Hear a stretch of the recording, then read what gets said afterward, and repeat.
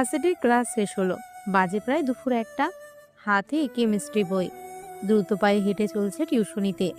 যেতে প্রায় 45 মিনিট লেগে যাবে। মেয়ের মায়ের একটাই কথা, লেট করে আসা যাবে না, কিন্তু ঘন্টার বেশি হলে সমস্যা নেই। সে তাতেই রাজি হয়েছে, কারণ এই বেকার জীবনে টিউশনি বড়ই একটা সম্বল। কিছুক্ষণ পর থামলো একটা বিশাল 5 তলা বাড়িতে। নিজের অবস্থা দেখে নিজেই হেসে দিল। পুরো শরীর ঘেমে একাকার। বড়লোকের বাসায় পড়াতে এসেছে, এভাবে কি আর যাওয়া যায়? পাশেই মসজিদে এসি লাগানো। অজু করে সালাত আদায় করতে গেল। মাঝ থেকে নিজের শরীরটাও ঠান্ডা হলো। আল্লাহর ইবাদত করা হলো।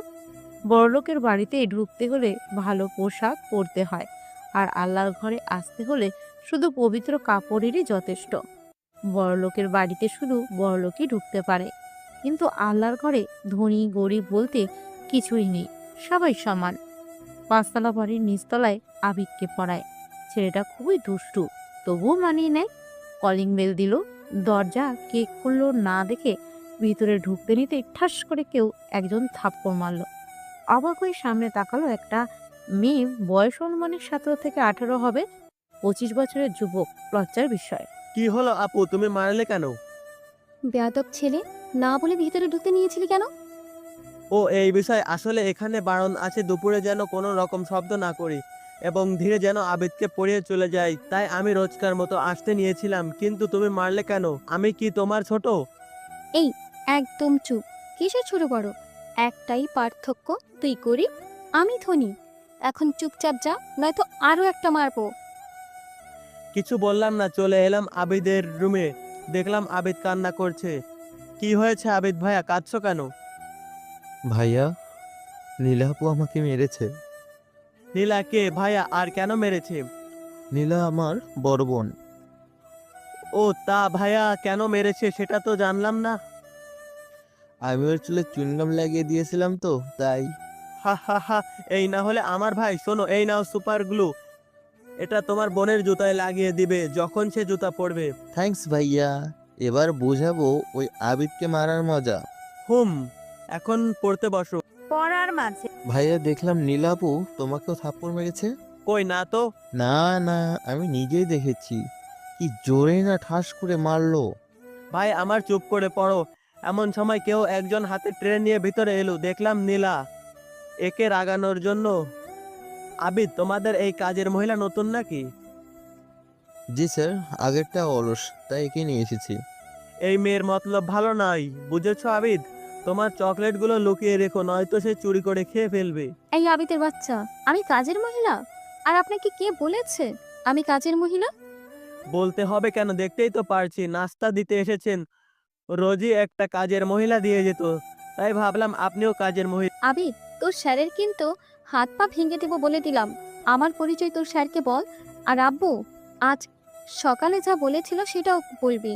স্যার, এ হলো আমাদের কাজের মহিলা। দেখতে বলে আম্মু দয়া করে একে কলেজে ভর্তি করিয়ে দিয়েছি, কিন্তু মেয়েটা ইংরেজিতে একেবারেই আলুঘাটি, তাই আপনাকে সেটা বিরিয়ানি বানানোর দায়িত্ব নিতে হবে। বদলে আপনার বেতন 5 থেকে 10 হাজার করা হবে। না আবিদ, আমি কাজের মহিলাকে পড়াই না। ওই, কে বলেছে আমি কাজের মেয়ে? আমি এই বাড়ির বড় মেয়ে, নীলা, বুঝেছেন? কিন্তু আবিদ যে বলল। ওটাও মজা করে বলেছে। আবিদকে পড়িয়ে আরো 2 জায়গায় টিউশনি করিয়ে মাসে প্রায় 15,000 টাকা হয়, যা দিয়ে তার দিব্যি চলে যায়। সামনের মাস থেকে 20,000 হবে। উফ, ভাবতে লুঙ্গি ডান্স দিতে ইচ্ছে হচ্ছে তার। এই লুঙ্গি ড্যান্স, লুঙ্গি ড্যান্স। ভাই তোমরাও কেউ নেচে ভিডিও পাঠাইও, আর কেউ সিটি বাজাও। ম্যাসে আসতে আসতে রাত হয়ে গেল। খেয়ে ঘুমিয়ে পড়েছে, এমন সময় ফোন এলো। হ্যালো। কি খবর তৌফিক? মিশন কতদূর? সময় তো বেশি নেই। হুম, হয়ে যাবে, সমস্যা নাই। কথা হয়েছে ওর সাথে? হুম, আজই হয়েছে, থাপ্পড়ও খেয়েছি। ওরা কিন্তু ধানি লঙ্কা, সাবধানে থেকো, আর যেন ওরা চিনতে না পারে। সেসব নিয়ে টেনশন না করলেও চল। আগামীকাল তো শুক্রবার, মনে আছে তো? হুম, কিন্তু আসতে পারবো না, সময় নেই। আমি এত কিছু শুনতে চাই না তৌফিক। আমি যেন আগামীকাল দেখতে পাই। ফোনটা কেটে গেল। কি আর করার, ঘুমিয়ে গেল তৌফিক। পরের দিন ফোনের কান্নায় ঘুমটা ভেঙে গেল। হ্যালো, আসসালামু আলাইকুম আন্টি। ওয়ালাইকুম আসসালাম। তা বাবা, আজ আমাদের সাথে ডিনার করার কথা ছিল, সেটা কি মনে আছে? আজ তোমার আঙ্কেল তোমাকে কি যেন বলবে? জি আন্টি, জুমার নামাজ শেষ করে যাব। গুড, সময় মতো হাজির হয়ে যেও। উঠে ফ্রেশ হয়ে নাস্তা করতে নেবে, আবার ফোনটা কেঁদে উঠল। মহা মুশকিল, কিন্তু একই আননোন নাম্বার দেখি কে ফোন দিল। হ্যালো। উপোস থেকে মেয়েলি কণ্ঠ শুনে লাফিয়ে বিছানায় বসলো, কি বলে শোনার জন্য। হারামি, তুই শুধু আমাদের বাসায় আসলে তোকে খেয়ে ফেলবো আমি। ওহে সুন্দরী, কণ্ঠটা তো দেখি ভারী মিষ্টি, কিন্তু আচরণটা তো রুক্ষ কেন? বলি মধুর সাথে মুখে একটু চিনিও দিও। এই, তুই চিনিস আমায়? আমি কে? তোকে আমি কি করবো জানিস? আরে রাখো কড়াকড়ি, এসব বিয়ের পর বাসর রাতে করব। এখন বলো তুমি আমার কোন বউ? মামা, এত বছর পর কোনো মেয়ে ফোন দিয়েছে, একটু কথা বলে নেই। যদি লাইনটা ক্লিয়ার হয়ে যায় তবে সিঙ্গেল লাইফের ইতি টানবো। ভাবতেই শিউরে উঠলাম। ও বন্ধু লাল গোলাপি, ও বন্ধু লাল গোলাপি, কই রইলা রে? এই, তুই কি গান বললি এটা? জানিস আমি কে? আরে টুনি, তুমি যেই হও না কেন, বিয়ে তো তোমাকেই আমি করবই। সুতরাং পরিচয়টা না হয় বাসর ঘরেই হবে। ফোনটা কেটে দিয়ে ভাবতে লাগলাম, মেয়েটা কে হতে পারে। ধুর, এসব না ভেবে বাইরে হাঁটতে বের হলাম। কিছুক্ষণ হাঁটাহাঁটি করে বাসায় এলো, তারপর গোসল করে সোজা মসজিদে। নামাজ শেষ করে বের হতেই পেটে টান অনুভব করলো। বুঝলো পেট সাহেব চটেছে, তাই পা বাড়ালো আবিদের বাড়ির দিকে। কলিং বেল বাজানোর পর আবিদ খুলে দিল, তারপর কাঁদো কাঁদো কণ্ঠে। ভাইয়া, আবার নীলাপু মেরেছে। ভাই তুই একটু চুপ কর, ক্ষুধা পেয়েছে, কিছু খেতে দে। এত খাই খাই করো কেন? রাক্ষস, গতকালই ঠাস করে একটা খেয়ে এখনো ভরে নেই। এসো ভেতরে এসো, আরো দু চারটা তোমাকে ভাগেও দেই। এই তুই কি বললি? কই কিছু না তো, এসো এসো খেতে এসো। তুই বলবি নাকি তোর গোয়াতে আমার বন্ধু থুতু দেওয়ার ভিডিওটা ভাইরাল করব? না না ভাই, এমন করো না। করব না। এখন বল কি বলতে চেয়েছিলি আর কি খাবো আমি? তুমি যে আমাকে সুপারগুলো দিয়েছিলে আপুর জুতায় লাগাতে। দিয়েছিলাম, কেন কাজ হয়নি? না হলে বল, আরো এনে দিব। বস, তোমার পায়ে ধরি, আমি আর সুপারগুলো কোথাও লাগাবো না। কোথাও লাগাবি না মানে? সত্যি করে বল তো কি করেছিস? ভাই, আমি তোমার চেয়ে এক ধাপ এগিয়ে আপুর ঠোঁটে লাগিয়ে দিয়ে এসেছি, সাথে চুলেও। তারপর আপু ধুপাস ধাপাস করে মাথা ফাটিয়ে ফেলছে। হায় আল্লাহ, তারপর তারপর তারপর আবার কি, এমন মাইট এনে দিল, কি বলবো, উফ ব্যথা। তুই কি জুতোয়ও লাগিয়েছিলি? বস, জিও গুরু, তা এখন তোর বোন কোথায়? খুয়ে আর থাকবে, খেতে বসেছে। আর আব্বু তোমাকে মনে হয় এজন্যই ডেকেছে। আর হ্যাঁ হ্যাঁ, বল আর। আজ সকালে তুমি আপুকে কি গাইলে গুরু, পুরাই ফাটিয়ে দিয়েছো। সকালে তোর আপুকে গান শোনালাম কখন? আরে আজ সকালে তো আপু তোমাকে এখানে না আসার জন্য ফোন করেছিল, কিন্তু তুমি। ভাই শোন, এখন বল পরিস্থিতি কেমন? ভালো হলে ক্ষুধা পেয়েছে খাবো, না হলে আমি আসি, কেমন? আবিদ তোর নাছার বান্দা টেনে নিয়ে গেল ডাইনিং এ, চোখ গেল নীলার দিকে। বিচারির কপালে ব্যান্ডেজ, চুলগুলো অনেকখানি কাটা, ঠোঁটের অবস্থা কি আর বলবো, থাক এটা। আসসালামু আলাইকুম। পেটুক অস্পষ্ট ভাবে আঙ্কেল। ওয়ালাইকুম আসসালাম। তা এসব কি শুনছি? কি শুনছেন আঙ্কেল, একটু আমাদেরও বলেন, আমরাও শুনি। ফাজিল ছেলে মস্করা করো বলি, তুমি নীলাকে কাজের মেয়ে বলছো কেন? আমি কই বলেছি, আবিদ নিজেও বলেছে, এটাও বললো ওই মেয়েটা নাকি ইংরেজিতে আলু ঘাটি, তাই আমাকে বিরিয়ানি বানানোর দায়িত্ব নিতে হবে। বিশ্বাস না হলে আবিদের থেকে শুনুন। এসব কি সত্যি আবিদ? আঙ্কেল, শুধু শুধু বাচ্চাদের এমন করছেন কেন? ছোট মানুষ। জানো, ও আমার মামুনির এত সুন্দর চুলগুলোয় সুপার গ্লো লাগিয়েছে, এমনকি ঠোঁটেও। আঙ্কেল পায়েও লাগিয়েছিল, দেখেছেন? কাজের মেয়ের মাথা ফিরে গেছে। নীলা ধপাস করে নাকে ঘুষি মেরে দিল। তারপর তৌফিক সেন্সলেস। যখন জ্ঞান ফিরল তখন দেখে বিছানায় শুয়ে নাকে ব্যান্ডেজ। হাই হাই, কে করলো আমার এমন দশা?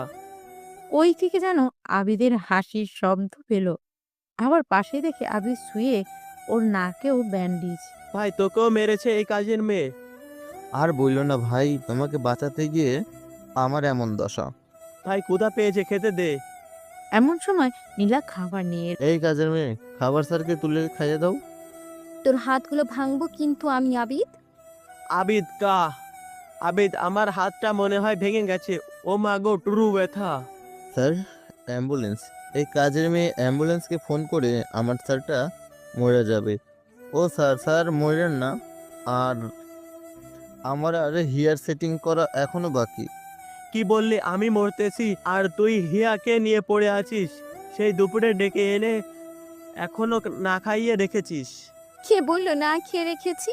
একটা ঘুষি খাওয়ালাম না, এত খেয়েছেন যে বদহজম হয়ে গেছে। আবিদ, আমি আসি, এখানে থাকবো না আর তোকে পড়াতেও আসবো না, চলি। বিছানা ছেড়ে উঠে এলাম। স্যার, এই অবস্থায় যাবেন? কিছু মনে করবেন না, আসলে বড় আপু একটু অমন। আরে না, সমস্যা নেই। আর শোনো, আমি বোধহয় আর আসবো না, চলি। মন খারাপের অভিনয় করে বাইরে এসে উড়াধুরা নেচে মেসে আসতেই ক্ষুধা বেড়ে গেল।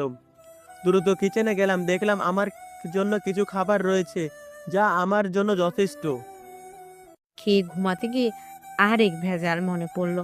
ঠিক তখনই ফোন এলো। ভয়ে ভয়ে রিসিভ করলো। হ্যালো। তোমাকে কি বলেছিলাম মনে আছে? এখন কয়টা বাজে দেখো। হুম, মনে আছে। আর এখন রাত 10টা বাজে। আমি যথাসময় পৌঁছে যাব। সাবধানে আসবে। আল্লাহ হাফেজ। আল্লাহ হাফেজ। ফোনটা কেটে ঘুমিয়ে গেলাম। ঠিক রাত 11টায় ঘুম থেকে উঠে রেডি হয়ে নিচে এলাম। তারপর চুপি চুপি ম্যাচ থেকে বের হয়ে হাঁটতে লাগলাম। আধ ঘন্টা হেঁটে পৌঁছে গেলাম গ্যারেজে। সেখান থেকে টয়োটা ফিল্টার। হয়তো ভাবছেন এই একটা গাড়ির নামই সব গল্পেই দেই কেন, তবে আমি বলবো এই গাড়িটা আমার ফেভারিট। আশা আছে ইনশাল্লাহ এমন গাড়ি মালিক হব। গাড়িতে উঠে দ্রুত স্টার্ট দিতেই নিলাম, কিন্তু হচ্ছে না। প্রায় 1 মাস পর স্টার্ট দিলে যা হয় আর কি। তবুও অনেক চেষ্টায় সফল হলাম। রাত তখন 1:45। তীব্র বেগে ছুটে চলেছে সামনের দিকে। প্রায় 2 ঘন্টা পর পৌঁছে গেল গন্তব্যের স্থানে। গাড়িটা পার্কিং করে বের হলো সামনের দোতলা একটা বাড়ির সামনে। কলিং বেল বাজাতে একটু পর খুলে গেল। দরজার সামনে দাঁড়িয়ে আছেন একজন মহিলা রাগী চোখে। কি হয়েছে আম্মু, এভাবে তাকিয়ে আছো কেন? তুই জানিস না কেন তাকিয়ে আছি? এতক্ষণে তোর আসার সময় হলো। ওসব রাখো, ভিতরে চলো, ক্ষুধা পেয়েছে, কিছু খেতে দাও। এই তোর নাকে ব্যান্ডেজ কেন? কি হয়েছে? কিছু না, বাথরুমে পড়ে গিয়েছিলাম। তুমি খেতে দিবে নাকি চলে যাব? ঘুম পেয়েছে আমার। চুপচাপ খেতে শুরু কর। আহ, বিরিয়ানি। ভাই তোমরা নজর দিও না। কবজি ডুবিয়ে খেয়ে রুমে এলাম। আহ, কতদিন পর নিজ রুমে এলাম, ভালোই লাগছে। এদিকে আপু, ছাতু তুলে গেল তখন। এখন কি হবে? সব তোমার জন্য হয়েছে। আমার হিয়ার কি হবে? তোর হিয়া মানে? সত্যি করে বল, হিয়া কে? কই, কেউ না তো, এমনি। আর কি বললা তুমি? থাকো, আমি ঘুমাই। আবিদ ওর আপুর সামনে থেকে বকার পাট। এটা কি আমি ঠিক করলাম? সেই দিনও চড় মেরেছি, কিছু বলেনি। আজকেও খুশি মেরেছি, তবুও চুপ করেছিল। আজ হঠাৎ কি এমন হলো যে মন খারাপ করে চলে গেল? তবে কি সত্যি বেশি করে ফেলেছে? পরের দিন সোমবার। তোর আব্বু তো আগামীকাল মৃত্যুবার্ষিকী, মনে আছে? বাজার করে আন, মসজিদে মিলাদ করতে হবে। হ্যাঁ আম্মু, মনে আছে। তুমি লিস্ট করে আনো, আমি যাব একটু পর। তোর বাবার স্বপ্নটা কিন্তু তুই এখনো পূরণ করতে পারলি না। আম্মু, আমি চেষ্টা করছি তো। এত তাড়াহুড়ো করলে কি হয়? ধীরে ধীরে এগোতে হবে। এখন লিস্টটা দাও। বেলা তো হয়ে এলো। আম্মু কিছু না বলে চলে গেল। একটু পর হাতে বড় একটা লিস্ট নিয়ে এলো। সেটা নিয়ে চললাম বাজারে। বাজার করতে করতে প্রায় দুপুর হয়ে এলো, তবুও শেষ হয় না। বিকেল 5টায় শেষ হলো। পিছনে তাকিয়ে দেখে পুরো দুটো ভ্যান ভর্তি ব্যাগ বাসায় এগিয়ে। আম্মু, এই যে লিস্ট, আর সামনে দুটো ব্যাগে রাখা মালামাল, তুমি বুঝে নাও, আমি ঘুমাবো। ফ্রেশ না হয়ে বিছানায় গা এলিয়ে দিল। আজ 5 দিন হলো আবিদকে পড়াতে চায় না। আবিদ তো ধরেই নিয়েছে আর যাবে না। আর নীলা, চলুন নীলা কি ভাবছে জেনে আসি। হতচ্ছাড়ি, তোর জন্য ছেলেটা আর আসছে না। তোকে তো আমার দেখতেও ইচ্ছে করছে না, বলদ মেয়ে। আমি কি জানতাম যে তিনি মাইন্ড করবে আর পড়াতে আসবে না? তুই কি মানুষের মন বুঝিস যে জানলে আর করবি না? তোকে 2 দিন সময় দিলাম, যেভাবে পারিস তৌফিককে আনবি, নয়তো তোকে কি করব নিজেও জানি না। কি হলো, এভাবে আছিস কেন? যা বের হ, আমাকে রান্না করতে দে। নীলা আবিদের রুমে গিয়ে অবাক।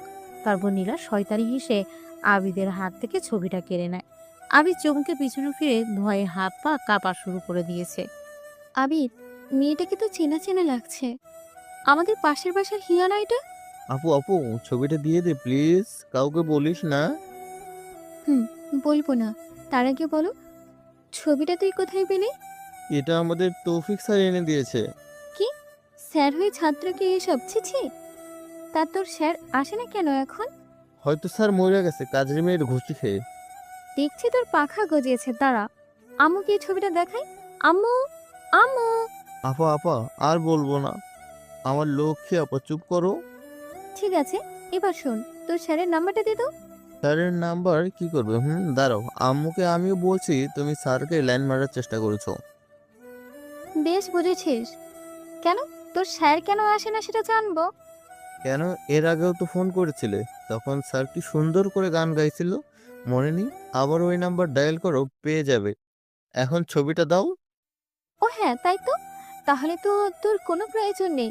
এখন তোকে বাঁশ দিব। চল আম্মুর কাছে। রাতে শুয়ে আছি, এমন সময় ফোন কেঁদে উঠলো। দেখলাম সেই অচেনা নাম্বার।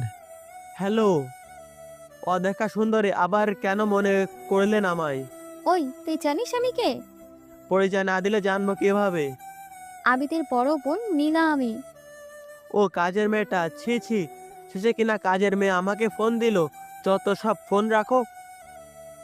ওই ওই ওই, কাজের মেয়ে কে? তোকে সত্যি আমি চিবিয়ে খাবো। এত দেখি রাক্ষসী রে বাবা। তা আমাকে পেলে তো খাবেন। কেন আবিদকে পড়াতে আসবেন না? জিন্না। প্লিজ পড়াতে আসো না, আবিদ বেচারা মন খারাপ করে আছে। এত করেই যখন রিকোয়েস্ট করছেন তখন না হয় যাব। আমি আবার কাজের মেয়ের কথা ফেলতে পারি না। কি বললি? ঠিক আছে, যাব না। আরে না না, আপনি আসবেন প্লিজ। ওকে কাজের মেয়ে, ফোনটা কেটে দিলাম। এদিকে আম্মু, এখন আমার যেতে হবে, কাজটা এখনো বাকি আছে। কাজের জন্য যেতে দিচ্ছে। আর হ্যাঁ, সাবধানে থাকবি। ঠিক আছে আম্মু, আল্লাহ হাফেজ। আল্লাহ হাফেজ। বাড়ি থেকে বের হয়ে সোজা গাড়িতে উঠে ড্রাইভ শুরু করে। আস্তে আস্তে প্রায় রাত হয়ে গেল। মেশে আস্তে আস্তে পরের দিন আবিদকে পড়াতে গিয়ে কয়েকটা রেল বাজালাম, আবার বাজাতে যাবো অমনি দরজা খুলে গেল। দেখলাম নীলা দাঁড়িয়ে, এমন ভাব নিলাম যেন ওকে চিনিই না। পাশ কাটিয়ে আবিদের রুমে গেলাম, আমাকে দেখে আবিদ জড়িয়ে ধরে কেঁদে দিল। তারপর ভাইয়া তুমি খুব পচা। হা হা, আরে ভাইয়া, আমি তো আমার আম্মুর সাথে দেখা করতে গিয়েছিলাম। তাই বলে এতদিন থাকতে হবে? কই, এতদিন থেকেছি মাত্র 3 দিন। আচ্ছা যাই হোক, এখন পড়তে বসো, সামনে তো পরীক্ষা। আবিদ বই নিয়ে বসলো, ওকে পড়াতে শুরু করলো। একটু পর পাশে কেউ একজন বসলো, আর চোখে একবার তাকিয়ে দেখে নীলা। আবিদ, শুনলাম তোমাদের কাজের মেয়েটা ভালো চা বানায়, একটু বানিয়ে নিয়ে আসতে বলো তো। এই কাজের মহিলা, ও সরি আপু, যাও। আমার স্যার, মানে তোমার বয়ফ্রেন্ডের জন্য চা করে নিয়ে এসো। কি বললি আবিদ? আবার বল তো, হাতে স্কেল নিয়ে। কই কিছু না তো স্যার। আপু যাও, চা নিয়ে আসো। আবিদ, তোকে আমি কি যে করব? ধপাস করে বাড়ি দিল নীলার পিঠে স্কেল দিয়ে। তারপর বেয়াদব মেয়ে, যাও চা করে নিয়ে আসো। কলেজে পড়ো, তবুও এতটুকু জানো না কিভাবে শিক্ষককে সম্মান করতে হয়? সরি স্যার, আমি এক্ষুনি নিয়ে আসছি। কেমন লাগে আমাকে থাপ্পড় মেরেছিলে, তার সুদে আসলে তুলে নেব। আবিদ, তোর সকিনার কি খবর? কি আর খবর ভাই, ব্রেকআপ করে ফেলেছি রে। কেন, কি হয়েছে? নীলাপুর একটা ওর উপর দেখিয়ে ব্রেকআপ করে ফেলেছি। হা হা হা। এমন সময় নীলার আগমন, হাতে টি ট্রে নিয়ে। স্যার, এই নিন আপনার চা। এখন বই বের করো, কোন বিষয় বোঝো না সেটা আমাকে দেখাও। নীলা বই বের করে দেখতে লাগলো, আর তৌফিক চাতে চুমুক দিয়ে কিছুক্ষণ চুপ থাকে। তারপর একের পর এক বড় বড় চুমুক দিয়ে চাটা শেষ করলো। আসলে চাটা দারুণ হয়েছিল। স্যার, এখানে আমার প্রবলেম। এখানে আমি পারি না। দেখলাম অ্যাক্টিভ ভয়েস থেকে প্যাসিভ ভয়েস এর রুলস। বুঝলাম, তুমি এসব রেখে আগে ভয়েস কি সেটা জানো, তারপর বাদ বাকি বুঝাবো। জি স্যার। আবিদ, কলিং বেল কে বাজাচ্ছে দেখে আসো তো। আচ্ছা ভাইয়া। আবিদ উঠে যেতে যেতে বলল। সরি মারার জন্য, আর ধন্যবাদ, চাটা সত্যি অসাধারণ হয়েছে। ধন্যবাদ স্যার। কিছুক্ষণ পর আদিবা ফোন বের করে একটা রেকর্ড চালিয়ে দিল, যা শুনে কলিজা কেঁপে উঠল। আরে বুঝেন নাই, এগুলো তৌফিক যে কথা যেগুলো রং নাম্বারে বলেছিল ঢোক গিলে। তার মানে তুমি সেই মেয়ে? কেন, কোনো সন্দেহ আছে? না না, তা এগুলো রেখেছো কেন? ডিলিট করে দাও। ওহো বাছাধন, এত তাড়া কিসের? বহুত টেনশনে রেখেছো আমায় এই কয়েকদিন, এখন তোমায় আমি ডায়েট দেব। এই আমি কিন্তু তোমার স্যার। আরে রাখ তোর স্যারগিরি, এখন বল কয়টা প্রেম করিস? কি প্রেম? তাও আমি? যা, তাহলে লাইনটা ক্লিয়ার। কিছু বললেন নাকি? না, এই রেকর্ড আমি এখন বাবাকে শোনাবো। এই না না, এটা ভুলেও করো না। ঠিক আছে, আমার কিছু শর্ত মানলে বলবো না। হ্যাঁ হ্যাঁ ঠিক। আজ থেকে পড়াতে আসলে সবার আগে আমার জন্য কিটক্যাট চকলেট আনতে হবে, ফুচকা আনতে হবে অতিরিক্ত ঝাল দিয়ে। আর হ্যাঁ, এইগুলো যেন আবিদ না জানে, তবে ওকে আবার ভাগ দিতে হবে। আচ্ছা জানবে না, কিন্তু কথা হলো আমি টাকা পাবো কই? টাকা পাবেন কই মানে? এভাবে চেয়ে আছেন কেন? আমার লজ্জা করে তো।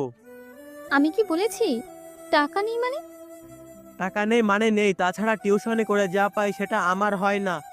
আর তো আপনার জন্য ফুচকা আনবো, এটা আমার পক্ষে অসম্ভব। ঠিক আছে, আমি টাকা দিচ্ছি, এই নিন। এখন আনবেন কেমন? না আনলে কিন্তু সোজা বলে দিব আব্বুকে। তার প্রয়োজন নেই, 500 টাকার নোটটা পকেটে রেখে দিলাম। এমন সময় আবিদ এলো। কে এসেছিল আবিদ? আবিদ কেমন যেন লজ্জা পেয়ে চুপ করে আছে। হঠাৎ চোখ গেল ওর গালে, এতেই বুঝে গেল। বাহ বাহ আবিদ, আজকাল গালও লিপস্টিক দিচ্ছ। হ্যাঁ তাই তো। এই, তোর গালে লিপস্টিক কেন? আর দেখে মনে হচ্ছে আমারই, যেটা গতকাল চুরি হয়ে গেছিল। ভাইয়া, এই বজ্জাত মেয়েটা আমার ইজ্জত লুটে নিয়েছে। নীলা উঠে গিয়ে ধপাস ধপ উত্তমাধ্যম দিতে শুরু করে দিয়েছে। আর আবিদ নাকের পানি চোখের পানি এক করে ফেলেছে। এদিকে তৌফিক হাসতে হাসতে গড়াগড়ি খেতে ব্যস্ত। ভাইয়া, এই কাজের মেয়ের থেকে বাঁচাও আমাকে। ভাইয়া, ভাইয়া। এই, আপনি খবরটা রেখে আটকাইতে আসবেন না। গত 1 বছরের পর এই চোরকে ধরতে পেরেছি। এই তুই বল, আমার লিপস্টিক, মেকআপ, কানের দুল কাকে দিয়েছিস বল? আর চুরি করবি? কি হলো বল, আর চুরি করবি? ওই যে পাশের বাড়ির রিয়াকে দিয়েছি। আহা। এই এখানে কি হচ্ছে? ধমক দি। বলবো না কি আব্বুকে? না। তাহলে চুপ করে থাকুন। এই চোর আমার কত দামি দামি মেকআপ ওই চুনিকে দিয়েছে। বলে আরো ধপা ধপ মার শুরু করে দিল। সুযোগ বুঝে তৌফিক উধা। ম্যাশে আসতেই ফোন বেজে উঠল। হ্যালো, গম্ভীর গলায়। মেসেজ চেক করো। টুং টুং, ফোনটা কেটে গেল। দ্রুত মেসেজ চেক করলাম। মেসেজে লেখা পড়ে মাথা গরম হয়ে গেল। কেননা আজ রাত 12টায় মেয়ে পাচার করা হবে, সাথে বিভিন্ন অবৈধ অস্ত্র। সেখানে যেতে বলা হয়েছে আমায়, সাথে লোকেশন পাঠিয়েছে। এরই মতো আবারও ফোন এলো। তৌফিক, মেসেজ পড়েছো? জি স্যার, পড়েছি। গুড। তো মিশনের জন্য তৈরি হও। তোমার সহকারী হিসাবে 4 জন রয়েছে, যাদের তুমি ঘটনাস্থলের আশেপাশেই পাবে। কিন্তু ওদের চিনব কি করে? এক একজন এক এক পোশাক পরে থাকবে নিরাপত্তার জন্য। একজন লাল, একজন হলুদ, একজন নীল টি শার্ট পরে থাকবে।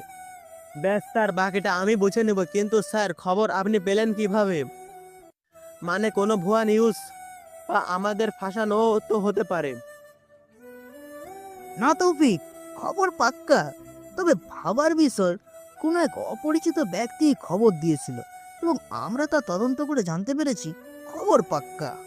স্যার, আপনাকে যে ব্যক্তি বলেছে তার লোকেশন কই? স্যার, আপনি এই মিশনে অন্য কাউকে নিয়ে যান। আমি এই অজ্ঞাত ব্যক্তির কেসটা নিচ্ছি। একে ধরতে পারলে অনেক কিছু জানা যাবে। কিন্তু কোনো কিন্তু নয়, আপনি ব্যবস্থা করুন প্লিজ। ওকে, তুমি মিশনে যেতে না চাইলে জোর করব না, তবে পরিচয়টা যেন পেয়ে যায়। ওকে? Okay sir. ফোনটা রেখে উঠে দাঁড়ালো। নিজের সিভিল ইউনিফর্ম পরে বের হলো। সাথে আছে M4 রিভলভার। চারিদিকে নীরবতা। কয়েকটা জায়গায় চায়ের দোকান খোলা, ক্রেতা নেই, তবুও খুলে রেখেছে। চা দেখে খাওয়ার ইচ্ছে জেগে উঠল, তাই বসলো সেখানে। চাচা, 1 কাপ চা। দোকান তো বন্ধ করবো বাবা, কোনো ক্রেতা নেই। সমস্যা নাই চাচা, খুলে রাখো, আমি তোমায় টাকা দিমনি। আরে বাবা, টাকা লাগবে না, তুমি বসো, আমি 2 কাপ চা বানাই। আজ একটু আড্ডা দিব তোমার সাথে, যদি তোমার কোনো তাড়া না থাকে। হ্যাঁ চাচা, বেকার মানুষ, কাজ নেই, তাই বের হলাম চা খেতে। চাচা 2 কাপ চা নিয়ে এসে বসলো তৌফিকের পাশে। তারপর, তা বাবা, আগে তো কখনো তোমায় এই এলাকায় দেখিনি। চাচা আমি নতুন এসেছি, ওই যে সামনে মোড়ে ভার্সিটিতে পড়ি। ও, তা বাবা মা কে কে আছে? আল্লাহর রহমতে চাচা বাবা মা দুজনেই আছে। তা চাচা শুনলাম এই এলাকার নাকি কিছু অদ্ভুত দৃশ্য দেখা যাচ্ছে। চাচা আশেপাশে কেমন করে যেন তাকালো। তারপর, বাবা আসতে বলো, একটা কথা তো শোনোনি যে দেয়ালেরও কান আছে? হ্যাঁ চাচা, কিন্তু কেন বলুন তো? আসলে সত্যি এই এলাকায় 20 বছর ধরে চা বিক্রি করি, কিন্তু 3 থেকে 4 দিন ধরে একটু পরিবর্তন দেখতে পাচ্ছি। মানে চাচা কি রকম? চায়ে এক চুমুক দিয়ে হাতের ইশারা করে দেখি। ওই যে দেখছো টিনের চারপাশে বাউন্ডারি দেওয়া, ওখান থেকে রাতে মেয়েদের চিৎকারের শব্দ ভেসে আসে। কয়েকদিন কান পেতেছিলাম, আর যা বুঝেছি ওখানে মেয়েদের জোর করে আটকে রাখা হয়েছে। কই চাচা, আমি তো পাচ্ছি না। পাবে কই থেকে? তুমি আসার আগে এখান দিয়ে বড় একটা ট্রাক ওর ভেতর থেকে বের হয়েছিল। এমনকি আমি শুনেও ছিলাম যে এরা নারী পাচারকারী, আজ রাতে বহু মেয়েকে পাচার করবে। কি বলো চাচা, এটা তো সাংঘাতিক। তা তুমি পুলিশকে বলনি? হ্যাঁ বলেছে, কিন্তু হয়তো পুলিশ কিছুই করতে পারবে না। যা বুঝলাম চাচাই ফোন করে জানিয়েছিল পুলিশ প্রধানকে। তো তবু আরো বাজিয়ে দেখতে হবে, কারণ আগেই যদি বলি আমি পুলিশ, তবে সত্যি কথা বলবে না, ভয় পাবে। চাচা তুমি যে পুলিশকে ফোন করেছো সেটা যদি পুলিশ জানে তবে তুমি ফেঁসে যাবে। আরে না বাবা, আমি গরিব মানুষ, ওসব পুলিশ কেন আমাকে ধরবে? চাচা তুমি কি কাউকে চিনতে পেরেছিলে, ওদের মধ্যে কাউকে?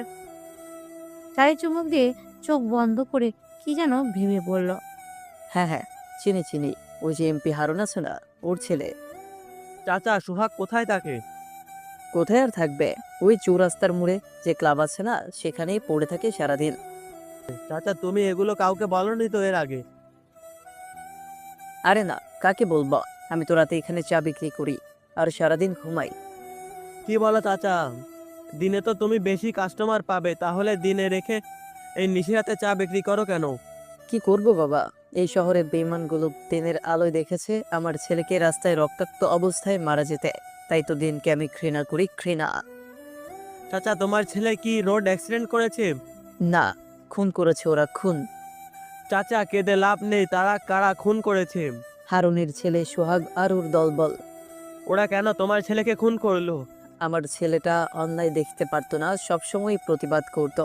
তেমনি সোহাগ মেয়েদের ইফটিজিং করলে থানায় মামলা করা হয়েছিল, যার জন্য ছেলেটাকে ওরা নির্মমভাবে হত্যা করেছে। চাচা সোহাগ দেখতে কেমন? আশা করে চুলগুলো লাল, গলায় মোটা চেইন পরে থাকে সবসময়। চাচা কেঁদো না। আচ্ছা চাচা, রাত হয়ে এলো, আজ তবে আসি, তুমিও বাসায় চলে যাও। চাচার থেকে বিদায় নিয়ে হাঁটতে লাগলো। সাথে তৌফিক টিনকে ফোন করে জানিয়ে দিল। হঠাৎ চোখ গেল একটা ছেলের উপর। ক্লাব থেকে বের হচ্ছে, ড্রিঙ্কস করেছে। আর লক্ষ্য করলো চাচার বর্ণনা অনুযায়ী এই হতে পারে সোহাগ। কিছুক্ষণ লক্ষ্য করে দেখলো আশেপাশে কেউ নেই। রেড অ্যালার্ট জানিয়ে দিল টিমকে। ওপাশ থেকে গ্রিন সিগন্যাল আসতেই সোহাগকে ক্লোরোফর্ম দিয়ে অজ্ঞান করে কাঁধে তুলে নিয়ে গলির মুখটা পার হতেই ওদের টিমের গাড়ি পেলাম। ওখানে ওকে তুলতেই জোরে টান দিল গাড়িতে। স্যার একে কি করবেন? কি করব মানে? তুলে নিয়ে গিয়ে 3rd ডিগ্রি দেব, তারপর পেট থেকে সব কথা বের হয়ে আসবে। স্যার হেড স্যারকে কি জানাবেন এর বিষয়ে? না এখন নয়, আগে আমরা শিওর হব, তারপর সবকিছু উপরে জানাবো, এর আগে নয়। স্যার এতে যদি কোনো সমস্যা হয় বা আপনার বদলি করা হয় তখন? ওসব ভাবতে হবে না, তোমায় যা বলেছি তাই করো, দ্রুত সিক্রেট রুমে চলো। Yes sir. গাড়ি তীব্র বেগে চলেছে। আধ ঘন্টা পর পৌঁছালো তাদের সিক্রেট রুমে। জিশান জাগাও ওকে। Okay sir. টেবিলের পাশে গরম পানির ফ্লাক্স ছিল, সেটাই মেরে দিল ওত্তর মুখে। এতক্ষণ অচেতন থাকলেও গরম পানি দেওয়ার নেশা সহ চেতনা ফিরে আসে। এই, কে তুই? আমাকে বেঁধে রেখেছিস কেন? কুত্তা, ছেড়ে দে বলছি, নয়তো। বল বল, নয়তো কি করবি? চোয়াল দুটো শক্ত করে চেপে ধরে। তুই কি জানিস আমি কে? আমি তোকে কি করতে পারি? হা হা, আমি হলাম পুলিশ। হা হা হা হা হা হা হা। তোর মতো এই মামুলি পুলিশ আমার কিছুই করতে পারবে না। কেন জানিস? তোর স্যার মানেই পুলিশ, আমাদের পকেটে রেখেছি।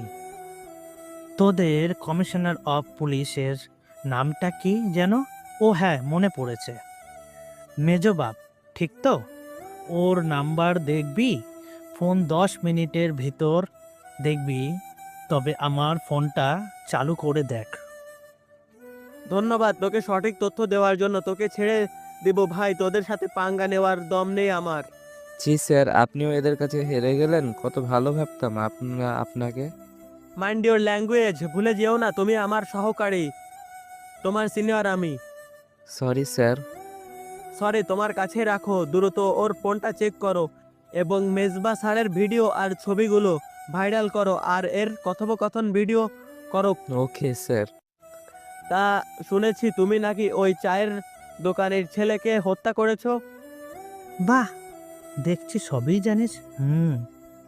করছিস শালা, বেশি ভালো সাজতে এসেছিলি। ভরে দিচ্ছি মাথায় খুলিতে বুলেট। তা শুনলাম আজ কতগুলো নারী পাচার করলি, সাথে অবৈধ অস্ত্র, আর চা দোকানের ছেলেকে মেরে কিভাবে মামলা থেকে মুক্তি পেলে? আরে এটা কোনো ব্যাপার হলো? টাকা খাইয়েছি আর মুক্তি পেয়েছি। কিন্তু সে তো বেইমানি করলো তোদের সাথে, আমাদের তো সব বলেছে এই ব্যাপারে। কি? এই শালা আমাদের সাথে বেইমানি করছে? ওকে তো আমি। তোকে কিছু করতে হবে না ভাই, আমি ওকে দেখে নিব। তো আমাকে ছেড়ে দে, রাত অনেক হলো, মাল খেতে হবে, তেষ্টা পেয়েছে। আরে এমনি এমনি ছাড়ি কিভাবে, আমাকে তো খুশি কর। ও এই বিষয়, সমস্যা নেই।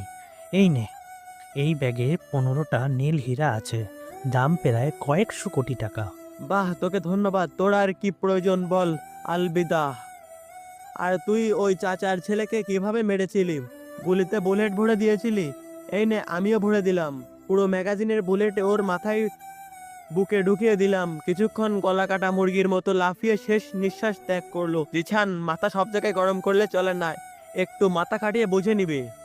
সরি স্যার, এই হিরোগুলো দিলেন যে? এই হীরাগুলোই মেয়ে আর অস্ত্রের দাম, যা অবৈধ। এগুলো আমরা প্রথমে একটা রেস্টুরেন্ট খুলে দেব, ওই চাচার জন্য এত কিছু হলো। আর বাকিটা যেসব মেয়েদের পাচার করতে নিয়েছিল ওনাদের জন্য একটা গার্মেন্টস খুলে দেব। মনে রেখো, এই মেয়েগুলো কাজের লোভে এসব জালেমদের প্রতারণার শিকার হয়।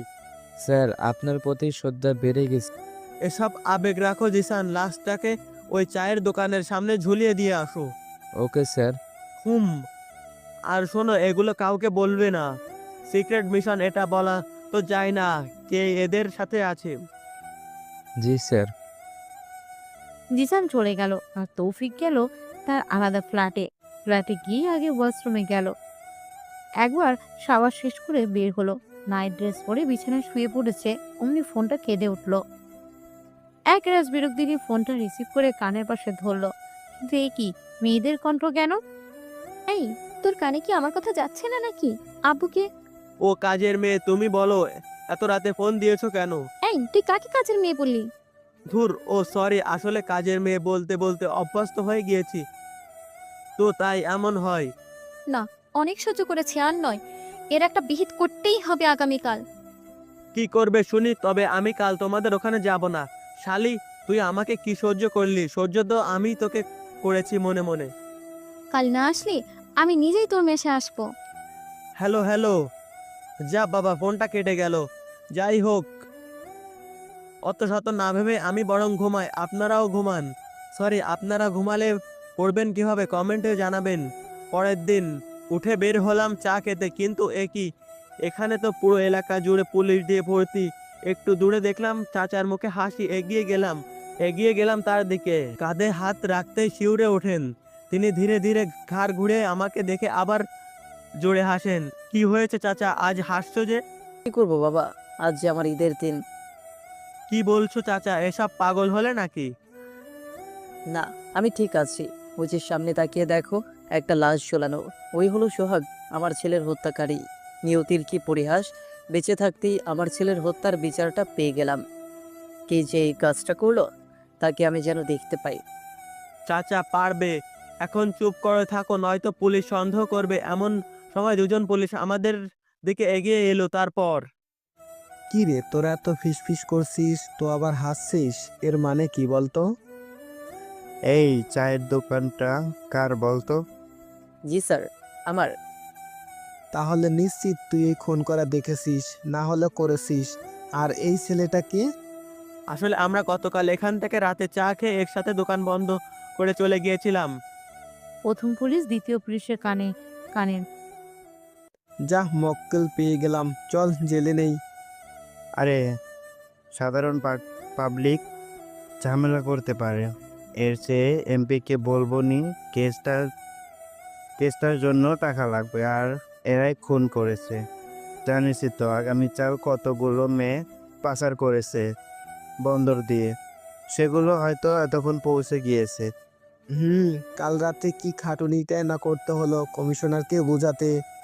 আর আমাদের মাত্র 25% করে করে 50%, আর কমিশনার একাই 50% নিবে। আমি মনে মনে হাসলাম। যাক, তাহলে এরাই সেই মক্কেল। চান্দু, তোমাদের এই কথোপকথন যে আমার এই বোতাম ক্যামেরা রেকর্ড করে নিয়েছি, তার কি হবে? আরে বেটা, কিছু হবে না। খবর কি পেয়েছিস? এমপির ছেলে কমিশনারের ভিডিও ভাইরাল করেছে, হয়তো তার জন্যই কমিশনার নিজেই এই খুন করেছে। যাক, তাহলে আর ওকে আমাদের ভাগ দিতে হবে না। কি হলো আপনাদের? ফিস শেষ হলে বলুন, আমার আবার টিউশনি আছে। এত তারা কিসের? যা এখান থেকে, যত সব। চাচা, আমি আসি, রাতে তোমার জন্য একটা সারপ্রাইজ আছে বলে চলে এলাম। দুপুরে টিউশন নিতে গেলাম আবিদের বাসায়, কিন্তু একই পুরো বাড়িতে এত লোক কেন? মনের মধ্যে ধুকপুক ধুকপুক শুরু করে দিল। নীলা কিছু করেনি তো? সবাই কেমন করে যেন তাকিয়ে আছে আমার দিকে। একটু পর আবিদ এলো। এই আবিদ। ভাইয়া এসে গেছো, দ্রুত আমার সাথে এসো। হাত ধরে টেনে নিয়ে গেল একটা রুমে, যেখানে নীলার আঙ্কেল আন্টি ছিল। কি হয়েছে আঙ্কেল? আঙ্কেল ঠাস ঠাস করে কয়েকটা থাপড় মেরে দিল। তারপর বেয়াদব লুচ্চা জানোয়ার, তুই এমন কেন রে? আজ তোর আসল রূপ দেখলাম। তুই এমন কাজ করবি ভাবতেও পারিনি আমি। ছি! কি করেছি আমি? আন্টিও কেমন করে যেন তাকালো। তারপর আবিদ, তুমি কিছু শেখোনি তোমার স্যার এর থেকে? যেখানে বড়রা কথা বলে সেখানে ছোটদের থাকতে নেই। আবিদ চলে গেল রুম থেকে। তারপর এই ছেলে, তুমি কি শিক্ষক? তবে এমন কাজ করলে কেন? এগুলো কি মুখে বলা যায়? তুমি নীলার গোসলের ভিডিও করে ওকে ব্ল্যাকমেল করেছিলে কেন? বলো কেন? নীলার দিকে চোখ গেল, ওর চোখে পানি, ঠোঁটে হাসি। বুঝলাম ওই করেছে। তা আঙ্কেল, কে বলল আমি ভিডিওটা করেছি আর ওকে ব্ল্যাকমেল করেছি? অনেক হয়েছে, আর নয়। আজ এক্ষুনি তুমি নীলাকে বিয়ে করবে। Sorry uncle. বাবা দেখো, তুমি যা করছো আমি ক্ষমা করে দিয়েছি, কিন্তু এখন নীলাকে যে কে বিয়ে করবে বলো? আর আমি সব ব্যবস্থা করে ফেলেছি। এখন বাবা আমার সম্মানটা বাঁচাও। কিন্তু বাবা, আমি এত কথা শুনতে চাই না। বিয়ে করবে তো করবে, এটাই ফাইনাল। জি আচ্ছা, আমি রাজি। তবে আমার সাথে নীলাকে নিয়ে যাব আমার ফ্ল্যাটে। তোমার স্ত্রী তুমি নিবে না তো কে নিবে? তবে এখানে মাঝে মাঝে এসে ঘুরে যেও। ঠিক আছে। আপনারা হয়তো ভাবছেন আমি কেন রাজি হলাম।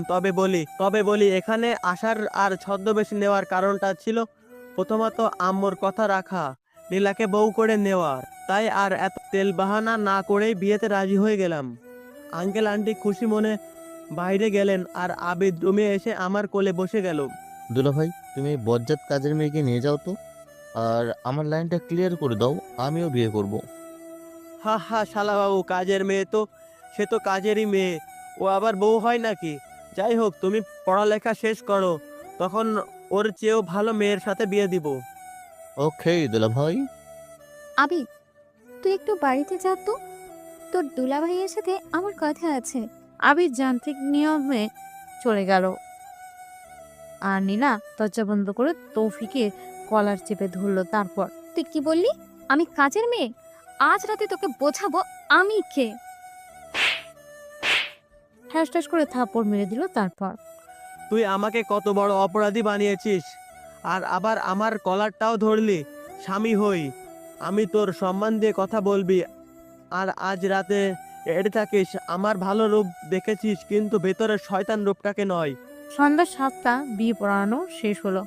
খাওয়া দাওয়া পরিচয় পর্ব করে এখন বিদায় পালা। বাবা, এই নাও চাবি, তোমার জন্য আমার ছোট্ট উপহার। চাবিটা নিয়ে নেড়ে চেড়ে আবার আঙ্কেলকে দিলাম।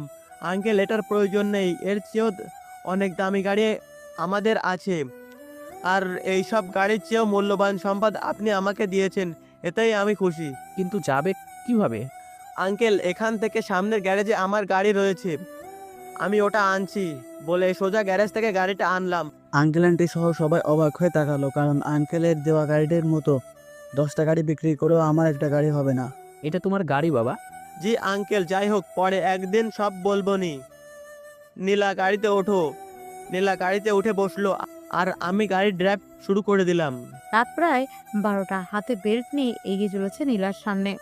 নীলা তৌফিকের থেকে কিছু দূরে মেঝেতে পড়ে আছে। বুঝলেন না তো তৌফিকের হাতে বেল্ট কেন আর নীলা মেঝেতে কেন? ফ্ল্যাশব্যাকে আসুন 20 মিনিট আগে। একরাশ রাগ নিয়ে রুমে প্রবেশ করতে নীলা আমার ঘটনা এত দ্রুত হলো যে আমি ভয় পেয়ে গিয়েছিলাম, তবুও নিজেকে সামলিয়ে নিলাম। কি হলো নীলা, এসব কি হচ্ছে?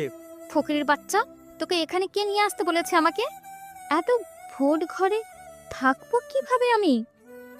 দেখুন, আমি বড় লোক নই, গরিব। আর কথা হলো, আমি তো তোমাকে বিয়ে করতে চাইনি, তুমি নিজেই করেছো, তাও মিথ্যা অপবাদ দিয়ে। করেছি, নিজের জেদের কাছে নিজেকে কোরবানি দিয়েছি। এখন তোকে জ্বালিয়ে মারবো? আমাকে কাজের মেয়ে বলার, তাই না? এবার তো আমি কাজের ছেলে বানিয়েই রাখবো। এগুলো কি বলছো নীলা? আমি তোমার স্বামী, আর স্বামীর কলার কেউ ধরে, তাও আবার বাসরের ঘরে? গালে হাত দিয়ে নীলার দিকে তাকালাম। তুমি নিজের স্বামীর গায়ে হাত তুলতে পারলে? কেন পারবো না? ফকির আবার স্বামী, তোকে তো আমি। আবার চড়মারা আগে হাত দুটো মুচড়ে ধরে বুলেট গতিতে তারপর 5টা মেরে দিয়েছে, যে তার সামলাতে না পেরে পড়ে গিয়েছে। এখনো মনের আশা মেটেনি। প্যান্ট থেকে বেল্টটা খুলে ফেললাম। ইস, আমার 1,500 টাকার বেল্ট।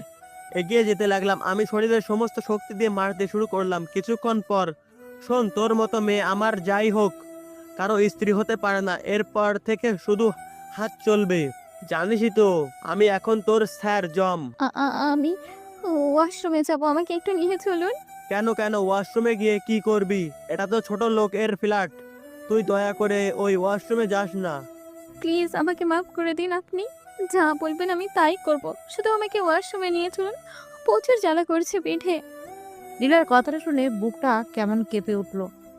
এ কি করলো রাগের মাথা এসব? ছি! দ্রুত নীলাকে কোলে নিয়ে ওয়াশরুমে গেল। ফ্রেশ করে নিয়ে এসে বিছানায় শোয়ালো, কিন্তু পিঠে মনে হয় দাগ হয়ে গিয়েছে, মলম দিতে হবে। বাধ্য হয়ে নীলার কাপড়গুলো খুলে দিল, তারপর মলমগুলো লাগিয়ে দিয়ে সোফায় এসে শুয়ে পড়ল। কিন্তু মাঝরাতে অনুভব করলাম বুকের ওপর ভারী কিছু। চোখ খুলে দেখি নীলা আমার বুকের ওপর শুয়ে আছে। কি হলো নীলা, তুমি এখানে কেন? যাও বিছানায় গিয়ে ঘুমাও। না, আমি এখানেই ঘুমাবো। ছোট লোকদের বুকে ঘুমাতে নেই, যাও বিছানায় যাও। প্লিজ মাফ করে দাও, আমি তো তখন মজা করতে গিয়ে ওভার রিয়াক্ট করে চড় মেরেছিলাম। আমি কি জানতাম তুমি এতটা রেগে যাবে? সরি। সরি দিয়ে কিছুই হবে না, চলো বিছানায়, চলো ঘুমাবো। কি আর করার, নতুন বউয়ের আবদার। গেলাম বিছানায়। নীলার এই সৌন্দর্য বারবার ওর প্রতি আকৃষ্ট করছে, তবুও নিজেকে সামলে নিলাম। এই অবস্থায় পুরুষত্ব ফলাতে গেলেন নিজের প্রতি ঘৃণা লাগবে।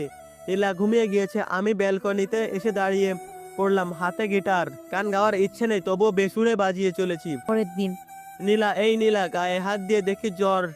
দ্রুত ওয়াশরুম থেকে পানি এনে ঢালতে শুরু করলাম, সাথে ডাক্তারকেও ফোন দিলাম। 4 দিন পর বাসায় শুয়ে আছি, এমন সময় কলিং বেল বেজে উঠলো। বিরক্ত নিয়ে দরজা খুলে অবাক, কারণ সামনে আবিদ দাঁড়িয়ে। আরে আবিদ, তুমি এখানে? চিনলে কিভাবে? বলার আগে যা বললো তা শুনে আমি অবাক। আরে ভাইয়া, তুমি এখানে? তাহলে কি তোমাকেই এরা এই চিঠি দিতে বলেছে আমায়? চিঠিটা হাতে দিয়ে বললাম, কে বা কারা আমাকে চিঠি দিতে বলেছে আবিদ? আমি বাসায় যাচ্ছিলাম, হঠাৎ কোথা থেকে দুটো মুখোশ পরা ব্যক্তি এসে আমাকে এই চিঠিটা দিল এবং সাথে ঠিকানা, এবং এটাও বললো যেন আমি এখানে পৌঁছে দিই, আর এই জন্য আমাকে 500 টাকার একটা নোট ধরিয়ে দিয়েছিল। দেখি সেই নোটটা, আর কি আছে এই চিঠিতে দেখি। আবির চিঠি প্লাস পকেট থেকে 500 টাকার নোট দিল। আমিও ওগুলো নিয়ে নিজের মানি ব্যাগ থেকে 500 টাকা অন্য একটি নোট আবিদকে দিলাম। আবিদ, এগুলো আমি রেখে দিলাম, আর ভিতরে আসো। নীলা, আবিদ এসেছে। নীলা ঘর থেকে বের হয়ে আবিদকে দেখে জড়িয়ে ধরে কেঁদে দিল। আমি ওসব ইমোশনাল নাটক না দেখে দ্রুত আমার সিক্রেট রুমে গেলাম, যেখানে একে একে 5টা কম্পিউটার সারিবদ্ধভাবে আছে। কম্পিউটারগুলো ওপেন করে 500 টাকার নোটটি স্ক্যান করে নিলাম। যা ভেবেছিলাম তাই, নোটটার উপর ইনভিজিবল পেন দ্বারা একটি কোড লেখা। কোড দেখে হেসে দিলাম, তারপর দ্রুত গতিতে কিবোর্ড টাইপ করতে লাগলাম।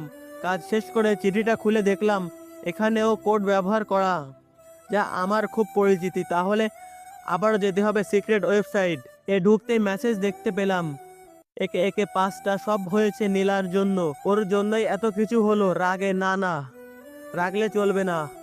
এমন সময় ছোট্ট একটা মেসেজ এলো। মেসেজটা আশা করি পড়েছো। তো তাহলে যেতেই হচ্ছে। না, এসো তো, কোনো উপায় নেই, চলে এসো, অনেক দিন হলো আড্ডা দেওয়া হয় না। হা। DTR-11 কখনো আড্ডাতে বসে না। কম্পিউটার বন্ধ করে বের হয়ে এলাম রুম থেকে, তারপর রুমে তালা মেরে দিলাম। রুমে তালা দিয়ে নিজের ঘরে, মানে নীলার কাছে আসবো। এমন সময় চোখ গেল জানালা থাই গ্লাসে। সেখানে স্পষ্টভাবে দেখা যাচ্ছে কেউ একজন স্নাইপার তাক করে আছে। হ্যাঁ, এ তো আমাকে মারার জন্য তাক করে আছে। ধীর পায়ে জানালার পাশ থেকে সরে আবারও সেই রুমে গেলাম। তালা খুলে ঢুকে পড়লাম, তারপর ফোন বের করে নীলাকে কল দিলাম। আপনি তো বাসায়, তারপরেও ফোন দিলেন যে? নীলা, তোমার ভাইয়ের কাছে একটা ব্লুটুথ ইয়ারফোন আছে, তুমি চুপ করে শোনো, কথা বলো না। দ্রুত তুমি আবিদের কান থেকে ব্লুটুথটা খুলে ভেঙে ফেলো আর খাটের তলায় শুয়ে পড়ো। ফার্স্ট। নীলা তড়িৎ গতিতে যা বললাম তা করলো, আর আমি দ্রুত লকার থেকে আমেরিকান স্নাইপার গান ঠিক অপর বিল্ডিং এর বিপরীত পাশে চলে গেলাম। যা ভেবেছিলাম তাই, আমাকে মারার কায়দা। পরপর দুটো হেডশট করে দিলাম। একটু পর আশেপাশে আরো কয়েকটা বিল্ডিং চেক করলাম, না কেউ নেই। স্নাইপার রেখে শটগান কোমরে গুজে বের হয়ে এলো আবিদ আর নীলার কাছে। নীলা, বের হয়ে এসো। নীলার আর আবিদ বের হতেই ঠাস ঠাস করে আবিদকে কয়েকটা চড় মারলো। তার কি হলো, আপনি মারলেন কেন একে? তোমার ভাইকে বলো কি করতে এসেছিল, কত বড় ক্ষতি করতো আজ। মানে কি করেছে? তোমার ভাই না, কিছু না। আবিদ, তোমার ওই ব্লুটুথ ইয়ারফোন কে দিয়েছিল? ও, ওটা তো আমার ওই বাহিরের দুটোই লোক দিয়েছিল। তুমি কি মূর্খ? কিছু বোঝো না? অন্যের জিনিস ব্যবহার করতে বা দিলে নিতে নেই, যদি না সে পরিচিত হয়। ভাইয়া, ওনাকে আমি চিনি। আমাদের বাসায় তুমি আসলে ওই ব্যক্তি তো তোমাকে পেছনে পেছনে আসতো। কি বলো আবিদ এসব? আমি তো জানি না। তারপর আর তুমি জানলে কিভাবে? আমি তো রোজ পাশের বাসায় আমার প্রেমিককে দেখতাম দূরবীন দিয়ে, তখন আশেপাশে দেখতাম, তখনই দেখেছি। তোমরা কি বলছো কিছুই বুঝতে পারছি না আমি। আমি গেলাম কিচেনে। মনে আছে নাকি? আরো দেব। চুপচাপ এখানে বসো। আরে না, আমি বসছি। ভাইয়া, কি হলো এটা? আপু তোমাকে ভয় করে কেন? আর কি বলেছো তুমি? আর কি করেছো তুমি? কিছু নয় আবিদ, তুমি ওই যে কম্পিউটার গেম খেলো। আর নীলা, আমার সাথে এসো। নীলাকে নিয়ে কিচেনে এসে জড়িয়ে ধরে কিস করা শুরু করলাম। কি হয়েছে? হ্যাঁ, কাটা খাই নেড়ে ছিটা দিচ্ছেন? আরে বউ, রাগ করো কেন? শালা ছিল তাই একটু ভাব নিলাম। ভাবো, তাহলে সেই দিন আমি মজা করতে কি করলেন? আসলে রাগটা উঠে গিয়েছিল। রান্না করো, ক্ষুধা পেয়েছে। কি হলো, এভাবে চেয়ে আছো কেন? এটা কি হচ্ছে? কোনটা সোনা? আপনার হাত আমার পেটে কেন? ধুর, এখন তো শুরু। পেটে হাত দিয়েছি। আজ রাতে সবই হবে, কারণ আমার হিংসা হচ্ছে। আমার বউ বিয়ের পরও কুমারী রয়ে গেছে। কি বলেন এসব? আবিদ শুনতে পাবে। উফ, এত কথা বলো কেন? রান্না করো, ক্ষুধা পেয়েছে। নীলা রান্না করতে শুরু করলো আর তৌফিক ভাব। এরা কেন এখানে এলো আর কতদিন ধরে ফলো করছে আমায়? না, এখানে আর থাকা যাবে না। কিন্তু নীলার কি হবে? একে কি জানিয়ে দিব আমার পরিচয়? না থাক, পরে জানাবো। মনে মনে ভাবছি, হঠাৎ আহ করে নীলার চিৎকার শুনে দ্রুত ওর দিকে তাকালাম। দেখলাম নীলার দিকে তাকিয়ে দেখি হাত কেটে ফেলেছে। রাগ উঠে ঠাস করে চড় মেরে দিলাম। মারলেন কেন? বাবার বাসায় কি শিখেছি? খাওয়া আর জমিদারি করা, মেরে হাড্ডি পুঁতে ফেলবো। চুপচাপ এখানে বস, আমি আসছি। ফার্স্ট এড বক্স নিয়ে ব্যান্ডেজ করে দিলাম, তারপর নিজেই রান্না করতে শুরু করলাম। এই যে শুনছেন, আমার না পিঠে চুলকাচ্ছে। তো কি করব এখন? ওসব মুডে নেই। এই নাও, এটা দিয়ে কাজ চালাও। এই কি হয়েছে? এভাবে চেয়ে আছো কেন? আমি আজই বাবার কাছে যাব, থাকবো না আপনার কাছে। ও এসবে কান না দিয়ে রান্না করতে লাগলাম। এমন সময় হুট করে নীলা দৌড়ে আমার কাছে আসতে, তারপর তৌফিক, তৌফিক, ওই পাশের ছাদে লাশ, লাশ। কই কই লাশ দেখি, চলো তো। আমার বউ, ওকে আমি মেরেছি মনে মনে। ওই যে দেখো ছাদের পাশে ঝুলে আছে আর হাত দিয়ে রক্ত পড়ছে। আবিদ কই? ওই যে খাটের নিচে শুয়ে পড়েছে। ভয়, আমার ভয় করছে। আমি এখানে থাকবো না। ঠিক আছে, তোমরা খেতে আসো। ছোট ভাই আবিদ, আমি আজই ভয় নেই, বের হয়ে এসো, খাবে। আবিদ মুচকি হেসে বের হয়ে এলো নীলা আর আবিদকে নিয়ে খেতে। আমি খাবো না। আবিদ, ওই যে পাশের রুমের টিভি আছে, ওখানে গিয়ে টিভি দেখো আর খাও।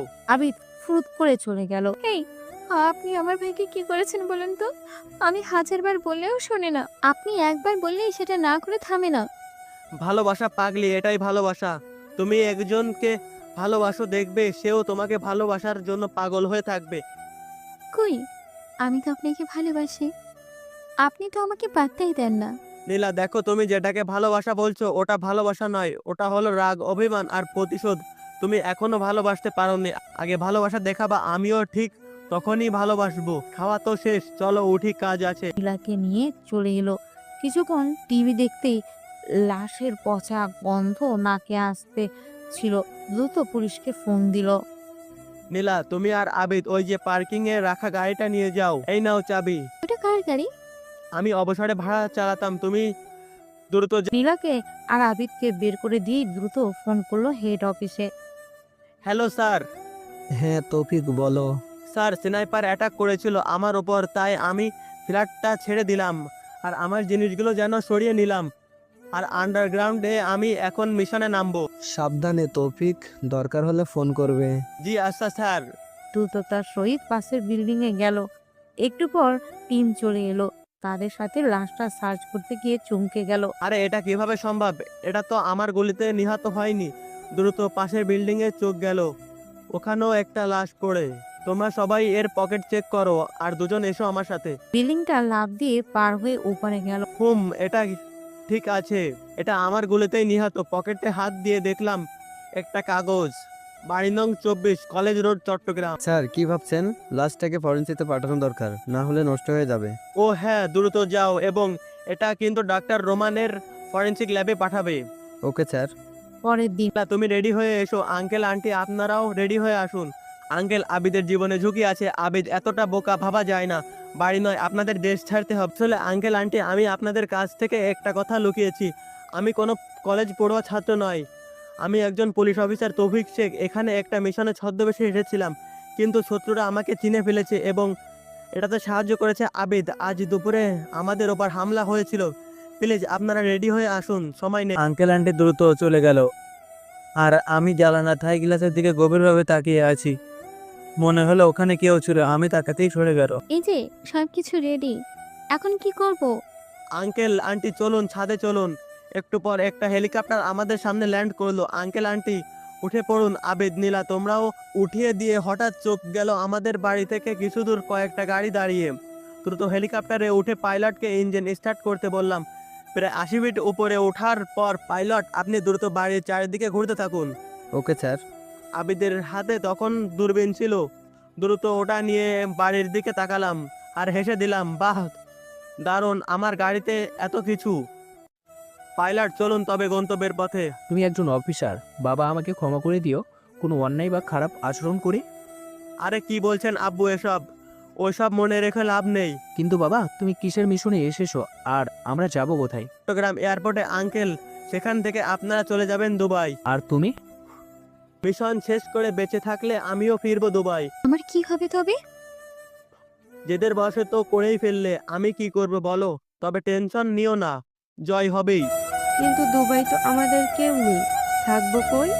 আহা, আপনার নেই, তবে আপনার মেয়ের শ্বশুর বাড়ি রয়েছে সেখানে। আঙ্কেল এখন চুপ করে থাকুন, পাইলটের সমস্যা হবে, আর বাকিটা আপনি দুবাই পৌঁছে জানতে পারবেন।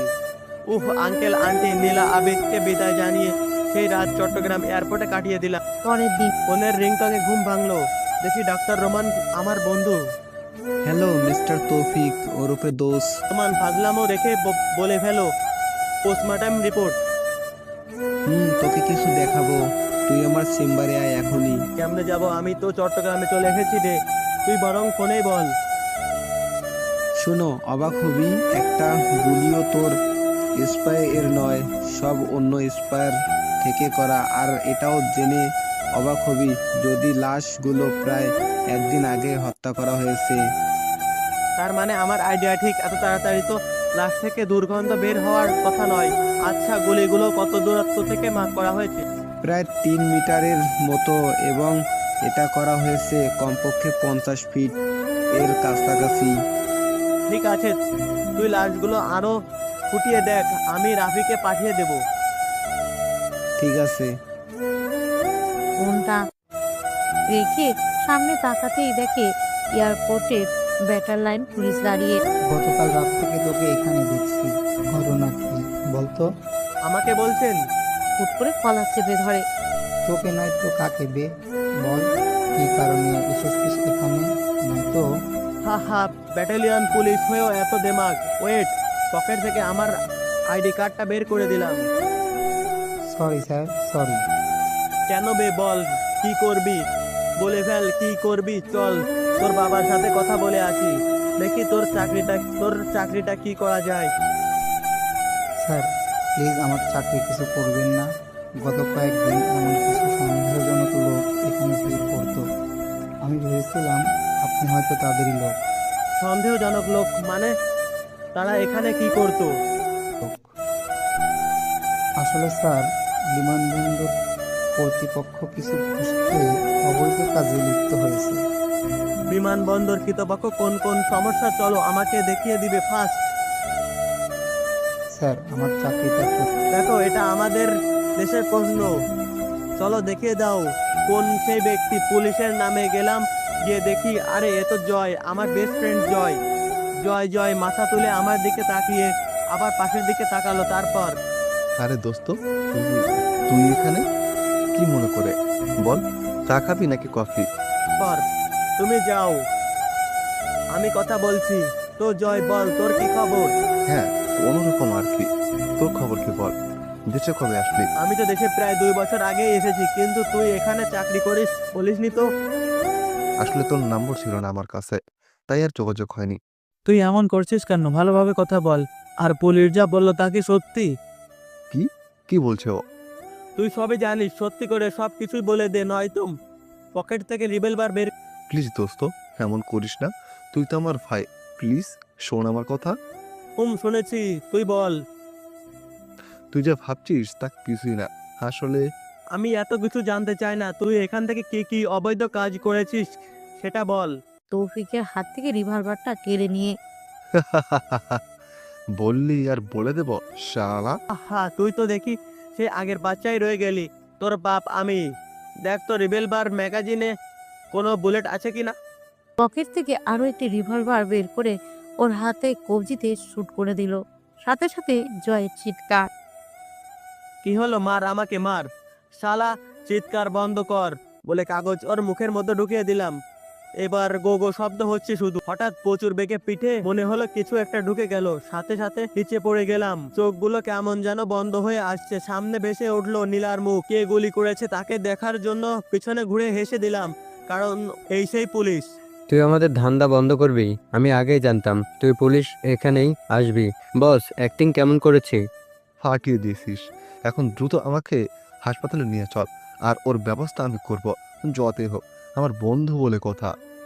যখন চোখ খুললাম নিজেকে বালুচরের উপর দেখতে পেলাম। মনে পড়ে গেল গতকাল রাতের কথা। জয় আমাকে হসপিটালে নিয়ে গিয়ে গুলিটুকু বের করে কোথাও যেন নিয়ে যাচ্ছিল।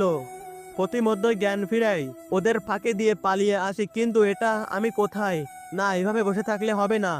সামনে তাকিয়ে দেখি সুন্দর শুধু নীল জলরাশি, যতদূর চোখ যায় শুধু পানি আর পানি। কোথাও পেয়েছে জঙ্গলের মধ্যে ঢুকে খাবার খুঁজতে শুরু করলাম। পেয়েও গেলাম বন ড্রাগন ফল, এটা দিয়ে আপাতত চলে যাবে আমার। সমুদ্রের ওই সাদা পানিতে নিজের চেহারার প্রতিফলন দেখে নিজেই অবাক হয়ে গেলাম। মুখ ভর্তি দাড়ি, চুলগুলো প্রায় কাঁধ পেরিয়ে গেছে। দেখতে দেখতে প্রায় 1 বছর পেরিয়ে গিয়েছে। হয়তো আপনারা ভাবছেন আমি দিন তারিখ মনে রাখলাম কিভাবে। তবে আমি বলি, রবার্ট ক্রুশের মতো আমিও তার পদ্ধতি ব্যবহার করেছি। পানি থেকে উঠে হাঁটতে শুরু করলাম আমার কুঁড়ে ঘরের দিকে। আমি এখন যেখানে থাকি সেটা হলো একটা ছোট যাত্রীবাহী জাহাজ বা ফেরিও বলা চলে। মনে হয় কোনো এক ঝড়ের কবলে পড়ে সবাই মারা গিয়েছে, আর জাহাজটা সমুদ্রের উতাল ঢেউয়ে পড়ে আছে। পাড়ে এসে আস্তানা বসিয়েছে ছোট ছোট দুটো কেবিন, যার মধ্য থেকে আমি একটা কেবিনে থাকি। এই 1 বছরে প্রায় পুরো বনটাই আমার চেনা হয়ে গিয়েছে। মূলত আমি খুঁজে বেরিয়েছিলাম এখানে কোনো মানুষের অস্তিত্ব আছে কিনা, কিন্তু আমার ধারণা ভুল। এখানে কেউ নেই, কিন্তু ওরা আমাকে এখানে কেন ধরে এনেছিল আর কোথায় বা নিয়ে যেতে চেয়েছিল সেটা তো আজও ভাবায় আমায়। বিশেষ করে এই জাহাজটা কোনো দুর্যোগের, এটাও ডুবে গেলে নিশ্চয়ই মরীচিকা পড়ে নষ্ট হয়ে যেত, কিন্তু তা হয়নি। একদম নতুনের মতোই রয়েছে। হয়তো কেউ জাহাজটা এখানে রেখে আশেপাশে বা জীবজন্তু আক্রমণে প্রাণ হারিয়েছে। তবুও সাবধানে থাকতে হয়। আবার বের হতে নিব এমন সময় হেলিকপ্টারের তীব্র শব্দ কানে ভেসে এলো। একবার ভাবলাম বেরিয়ে যাব, আবার ভাবলাম না, এই 1 বছরে যেখানে কোনো পাখিও আসেনি, হঠাৎ কেন হেলিকপ্টার আসতে যাবে? তবে কি ওরা আবার আসছে? জাহাজে ছোট একটা গ্লাস লাগানো ছিল, সেখানে চোখ দিতেই নিজের চোখ আটকে গেল। প্রায় 10 জন মানুষ দ্বীপের উপর চলাফেরা করছে, আর একজন হেলিকপ্টারে বসে রয়েছে। সে আর কেউ নয়, জয়। এতগুলো বছর পর বন্ধু নামে বেঈমানকে দেখতে পেয়ে মুখে হাসি চলে এলো। তবুও চেয়ে রইলাম কি করে ওরা সেটা দেখার জন্য। ওদের কথাগুলো স্পষ্ট শুনতে পেলাম আমি। বস, আপনি এতদিন পর এলেন এখানে? আমরা তো মনে করলাম আপনি আর আসবেন না। কি বলিস এসব? হাসবো না কেন? আর সবচেয়ে বড় ভয় হলো ওই তৌফিক শালাকে আমার আস্তানে নিয়ে এসেও মারতে পারেনি, পালিয়ে গেল। এখন কোনো রকমে যদি বেঁচে যায়। আরে বস, কি বলেন আপনি? এই বনে এমন কোনো ফলের গাছ নেই যেখানে আমরা নজর রাখি না। আর তাছাড়া আমাদের সিসি ক্যামেরা তো আছে জঙ্গলের দক্ষিণ দিকে, যেদিক দিয়ে লোকাল হয়ে যেতে হবে ওকে। কিন্তু তোরা ওকে চিনিস না।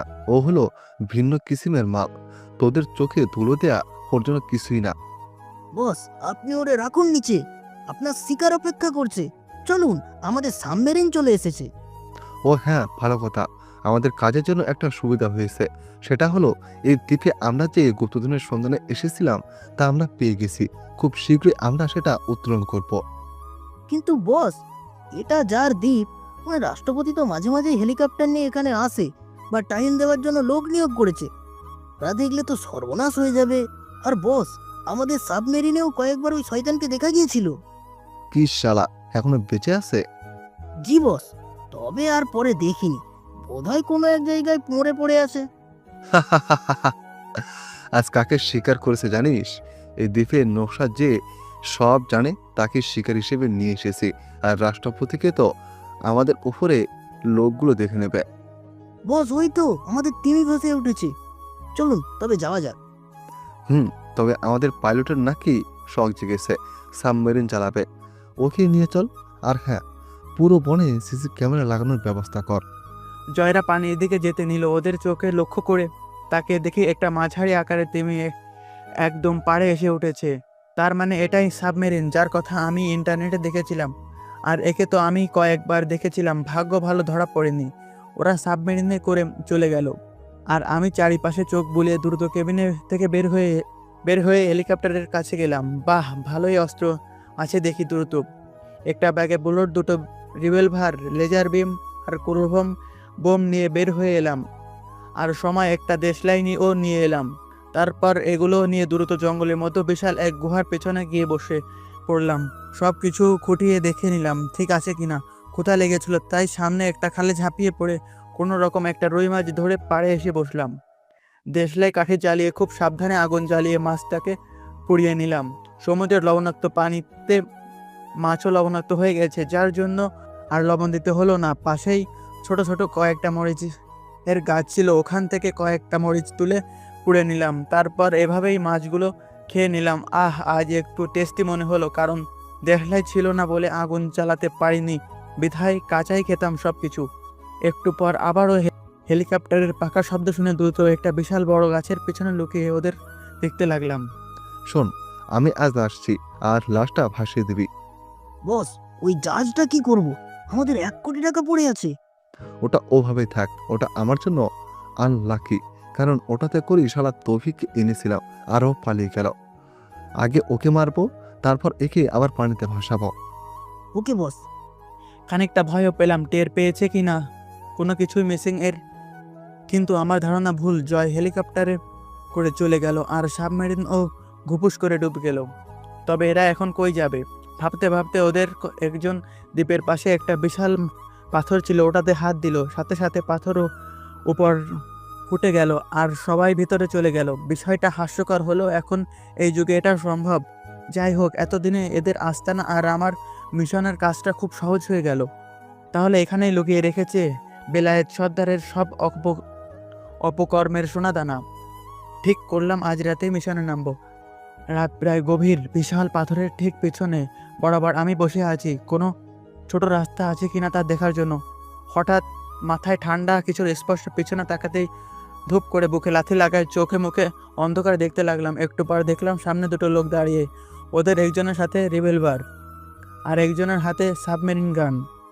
শালা, তোকে পেয়ে গেছি।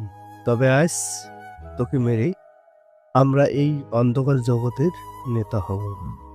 হ্যাঁ, ঠিক বলেছি। একে টপকিয়ে শালা জয়কেও টপকে দেব, আর সব গুপ্তধন আমরা ভাগ করে নেব। হা হা হা হা। ওদের কথা বলা এতই বিভোর ছিল যে এই সুযোগে লেজার বিম দিয়ে ওদের শরীর বরাবর একটা টান দিতেই দেহ দুটো দুভাগ হয়ে গেল।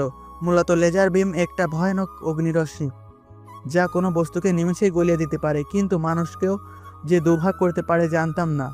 দ্রুত উঠে ওদের দেহগুলো পানিতে ফেলে দিলাম আর ওদের পোশাক পরে নিলাম। তারপর ধীর পায়ে ওদের আস্তানার সামনে যেতেই ওদের একজন লোক কেমন যেন ছুটে এসে, এই তুই কে আর তোর এই অবস্থা কেন? আমি কে সেটা আমার নেম প্লেটেই লেখা। তা তো দেখতেই পাচ্ছি, কিন্তু তোর এই অবস্থা হলো কেন?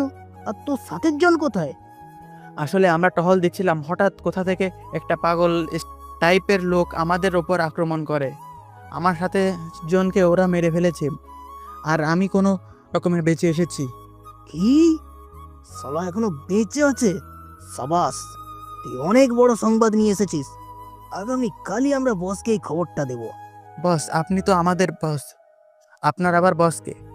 এটা তুই বুঝবি না রে, আমারও বস আছে, ওরাই আমাকে লিড দেয় আর আমি তোদের। শালা বাগে পাইছি তোকে, এখন যাবি কই মনে মনে? বস, আমরা এই দ্বীপে কত পরিশ্রম করে ধন সম্পদ কামাই আর ওনারা এসব ভাগ নেয়। আপনার জন্য আমার খারাপ লাগছে। শোন, মন খারাপ করিস না, আগে তো গুপ্তধনের নকশাটা হাতে পাই, তারপর সালা ওই জয়কে কোপাবো, বুঝলি? সালা আমি এখানকার বসেও স্বাধীনতা পাই না, প্রচুর রাগ পুষে রেখেছি, জানি সব উসুল করে নেব। বস, শুনেছি আগামীকাল নাকি বিশাল বড় একটা কন্টেনার আসবে এই দ্বীপের পাশ দিয়ে, সেখানে নাকি বিপুল পরিমাণ অবৈধ মূলধন পারাপার হবে। তুই এটা কিভাবে জানলি? বস, আসলে ওই যে সেদিন আপনার বস আসলো না, তখন ওনার পাইলটের হাতে থেকে পড়ে গিয়েছিল কিছু একটা, সেটা আমি পকেটে রেখেছিলাম। এই যে দেশলাই, মূলত এটা একটা ওয়াকি টকি, শুধু দেশলাইয়ের মতো। এটা দিয়ে কথা বলে এখানে কাউকে শুনতে দেখেছি। আরে পাগল, এটা একটা ওয়াকিটাকি। পকেট থেকে আরো একটা ওয়াকিটাকি বের করে আমারও কাছে আছে। বস, কি করবেন আপনি এখন সেটা তো বলুন। আমরা জীবনের মায়া ভুলে এটা লুট করব, ওটা লুট করব আর সব কিছুই ভোগ করবে ওরা। না, এ হতে দেব না। ওই লুট করা মাল আমরা লুকিয়ে রাখবো আর কালোই শালা জয়কে টপকে দেব। অনেক সহ্য করেছি, কালোই ওর শেষ দিন। কিন্তু বস, ওই যে সাবমেরিন, এটা দিয়ে কি হয়? তোকে বিশ্বাস করছি, শোন তাহলে। মাটির নিচে একটা কারাগার রয়েছে বা ডুবন্ত দ্বীপ, যে দ্বীপের নিচে পানি নেই। একটা চর রয়েছে, বুঝলি, যেটা আধুনিকভাবে তৈরি করেছি আমরা।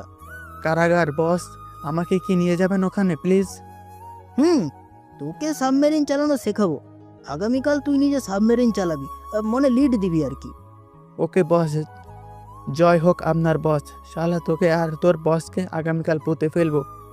আগে এইসব কয়টাকে শেষ করব আগে। চল, আজ তোকে লিড দেবো আমি। ওকে বস। ওর সাথে একটা লিফটে চড়লাম, কেমন যেন সন্দেহ হলো, তবুও চুপ করে রইলাম। আন্ডারগ্রাউন্ড রুমে আসতেই চোখগুলো বড় বড় হয়ে গেল। একটা কি সামনে বিশাল একটা কাচের ঘর, যার মতো হাজারো লাশের স্তব, কিন্তু লাশগুলো পচে গলে গিয়েছে, মনে হয় অ্যাসিড দিয়ে গলিয়ে ফেলেছে। যেহেতু এটা কাচের মতো, তাই কোনো দুর্গন্ধ নেই। তবে একটু ভয়ও লাগছে। সামনে তাকিয়ে দেখি আরও কয়েকজন, 4-5 জন কম্পিউটারে কি যেন করছে। ভালো করে দেখি আরও একটা। আরে এটা তো ব্ল্যাক হ্যাকিং সাইট, এর মানে এরাই হ্যাকার। যাক, আস্তে আস্তে সব পরিষ্কার হচ্ছে। শোন, একটা কাজ কর, ওই যে পাশের রুমে কয়েকটা বন্দি আছে, দেখে হয়তো ওরা কি করছে। ওকে বস, আল্লাহর নাম নিয়ে বন্দি ঘরের সামনে গিয়ে আটকে উঠলাম। আল্লাহ এদের এত কষ্ট রেখেছে। প্রায় 10 জনের মতো, সবার কোমর পানির নিচে। যেখানে কিছু হাঙর আটটি, তবে তেলাপিয়া মাছের সমান পা দুটোর একটু মাংস রাখেনি, সব খেয়ে ফেলেছে। শিকলে এমনভাবে বাঁধা যে নড়াচড়াও করতে পারেনি। আর শরীরে মনে হয় তো গত 2-4 বছর কিছুই খেতে পারেনি। এরই মধ্যে গলা চেঁচিয়ে কেউ ডাকলো। কিরে, কি হলো? দ্রুত চলে আয়। বের হয়ে এলাম। আসতেই আমাকে নিয়ে একটা কাচে ঢাকা কক্ষে নিয়ে গেল। সেখানে এই তিমিটা রাখা ছিল। তোর রিমোটটা বের করে সবুজ বাটনে ক্লিক কর। ওকে বস। ক্লিক করতে সাবমেরিনের দরজা খুলে গেল। দেখলাম লোকটার মুখে বিজয়ের হাসি। খুশিতে আমাকে জড়িয়ে ধরে তারপর, আজ শুধু তোর জন্য এটা সম্ভব হলো। এই রিমোটটা কখনো হাতে পাইনি, জানিস তো, চামচার মতো ছিল। যাই হোক, চল ভেতরে। ভিতরে গিয়ে দেখলাম ভালোই কয়েকটা চেয়ার আর কন্ট্রোল রুম। আমি একটা বসলাম, সে একটাতে বসলো। তারপর সাবমেরিনের লাল বোতামে চাপতেই কাছের মধ্যে পানি প্রবাহিত শুরু হতেই সাবমেরিন চলতে শুরু করলো। কিছু দূর চালানোর পর, তুই কি কখনো মোটরসাইকেল চালিয়েছিস? হ্যাঁ বস, চালিয়েছি। গুড, তাহলে এই নে স্টিয়ারিং, চালা। আর এই যে এইগুলো একে একে সব চিনিয়ে দিল। কিছুক্ষণ অসুবিধা হলেও পরে ঠিক সামলিয়ে নিয়ে চলাতে লাগলাম। প্রায় ঘন্টাখানেক চালানোর পর আবারও ফিরে এলাম। শোন, আমাদের বাবুর্চি নেই, তুই কি রান্না পারিস? হ্যাঁ বস, পারি। ওই যে কিচেন, একটু বিরিয়ানি বানিয়ে আনতো, চা। ওকে বস। প্রায় ঘন্টাখানেক পর ওকে একে একে ধপাস ধপাস করে সবাই ঘুমিয়ে গেল। আসলে বিরিয়ানিতে ক্লোরোফর্ম বোমের ধোঁয়া ব্যবহার করেছিলাম। তারপর সবাইকে শুইয়ে দিয়ে, বলতে লেজার বিম দিয়ে টুকরো টুকরো করে ফেলে দিলাম। ভাবছি এখন কি চলে যাব নাকি এই লাশগুলো কিছুই করব জানি না। এরা মুসলমান কি না। হঠাৎ চোখ গেল পাশেই একটা বিশাল দরজা। দেখে আগ্রহ নিয়ে ধাক্কা দিয়ে ভিতরে ঢুকতেই চকচক করে উঠল। পুরো ঘর এত সোনাদানা। চারিদিকে এত সোনাদানা দেখে লোভ হলো, বলতে যা বলে বোঝাতে পারবো না। কিন্তু না, এসব কিছুই না করে চুপিসারে বের হয়ে এলাম, কারণ এখানে সবাই মৃত। এই লোকগুলো ওই কাজের মধ্যে ঢুকে দিতে হবে। যেই ভাবা সেই কাজ। চারিদিকে ভালো করে লক্ষ্য করলাম কিভাবে এই কাচের ঢাকনা খোলা যায়, কিন্তু নিরাশ হলাম। পরক্ষণে মনে পড়লো সুইচ থাকতে পারে কোথাও। পুরো রুমের সমস্ত সুইচ এক এক করে অন করলাম, কিন্তু নিরাশ হলাম। শেষে ব্যর্থ হয়ে ফিরতে নেব এমনি একটা টেবিলের নিচে লাল একটা সুইচ চোখে পড়ল। দ্রুত ওটাতে চাপতে কাচের ঢাকনাটা প্রায় 5 ফুটের মতো খুলে গেল। পাশে ওর সাথে লাগানো একটা সিঁড়ি ছিল। ধীরে ধীরে লাশগুলো এক এক করে কাঁধে করে ওর ভেতরে ফেলে দিলাম। কিন্তু আমার ভাবনার বাইরে ওর ভেতরে এত এত পোকা, যা শুধু গেজ গেজ করতেছে। এ থেকে বোঝা গেল যে এদের হত্যা করে বা অ্যাসিড দিয়ে গলিয়ে নয়, এদের জীবন্তই এই কাজের মধ্যে ফেলে দিত আর তীব্র যন্ত্রণা সহ্য করে এদের মারত। ভাবতে গায়ে কাটা উঠতে লাগলো। মানুষ এতই ভয়ানক হয়, এদের না দেখলে বুঝতে পারতাম না। দ্রুত সবগুলোকে ওর ভেতরে ফেলে দিয়ে বের হয়ে এলাম। যত দ্রুত সম্ভব আমাকে বের হতে হবে, কারণ আমার মনে হলো হেলিকপ্টার আশেপাশে ঘোরাঘুরি করতেছে। নিশ্চয়ই জয় চলে এসেছে। তাড়াহুড়ো না করে ধীরে পায়ে এই ভূগর্ভ কক্ষের পেছনের দরজা দিয়ে বের হয়ে এলাম। যা শালা, যা ভেবেছি তাই, জয় সাহেব চলে এসেছে, খেলা হবে। কিন্তু এ কি, হেলিকপ্টার ল্যান্ড না করে সোজা চলে যাচ্ছে কেন? অবাক হয়ে সেই দিকে তাকাতেই ধূপ করে পিঠে কিছুই ঢুকে গেল। মুহূর্তেই তীব্র বেদনার ছায়া মুখে ফুটে উঠল। পিছনে ঘাড় ঘুরিয়ে হেসে দিলাম, কারণ এটা হলো সেই পুলিশ যে কিনা এয়ারপোর্টে আমার পিঠে গুলি করেছিল। শোন, তুই আবারও সেই আগের ভুলটাই করলি। হা হা হা। আমি কে জানিস? এই দ্বীপের মালিক। তুই যে নিচের সব কয়টা চামচাকে মেরে দিলি, ভালোই করেছিস। I like you. শালা আমার সাথে বেইমানি করতে নিয়েছিল। হা হা হা। তুই শালা হিজড়াই রয়ে গেছিস। জানিস তো পিছন দিক থেকে কাপুরুষের দল গুলি চালায়। শালা তুই সামনে থেকে মারাতে খুশি হতাম, কোনো পুরুষের হাতে মারা যেয়ে। মুহূর্তেই শালার হাত থেকে রিভলভার কেড়ে নিতেই পিঠে আরও একটা কিছুই ঢুকে গেল। দ্রুত শুয়ে পড়লাম, কিন্তু তার আগেই এই কাপুরুষের 4 হাত পা গুলি করে লোলা করে দিলাম। আবারও ভেসে এলো হেলিকপ্টারের শব্দ।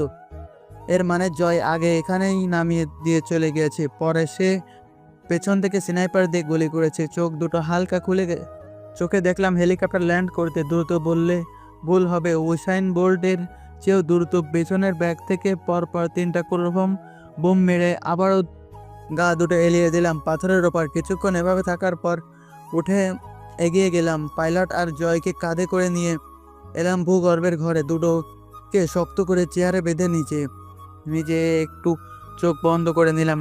একটু এদের ভয় দেখাতে হবে, যা ভেবেছি তাই। কিছুক্ষণ পর জয় নিজেকে বাধা অবস্থায় দেখে ভয়ে আটকে উঠল, সাথে আমাকেও বাধা দেখে।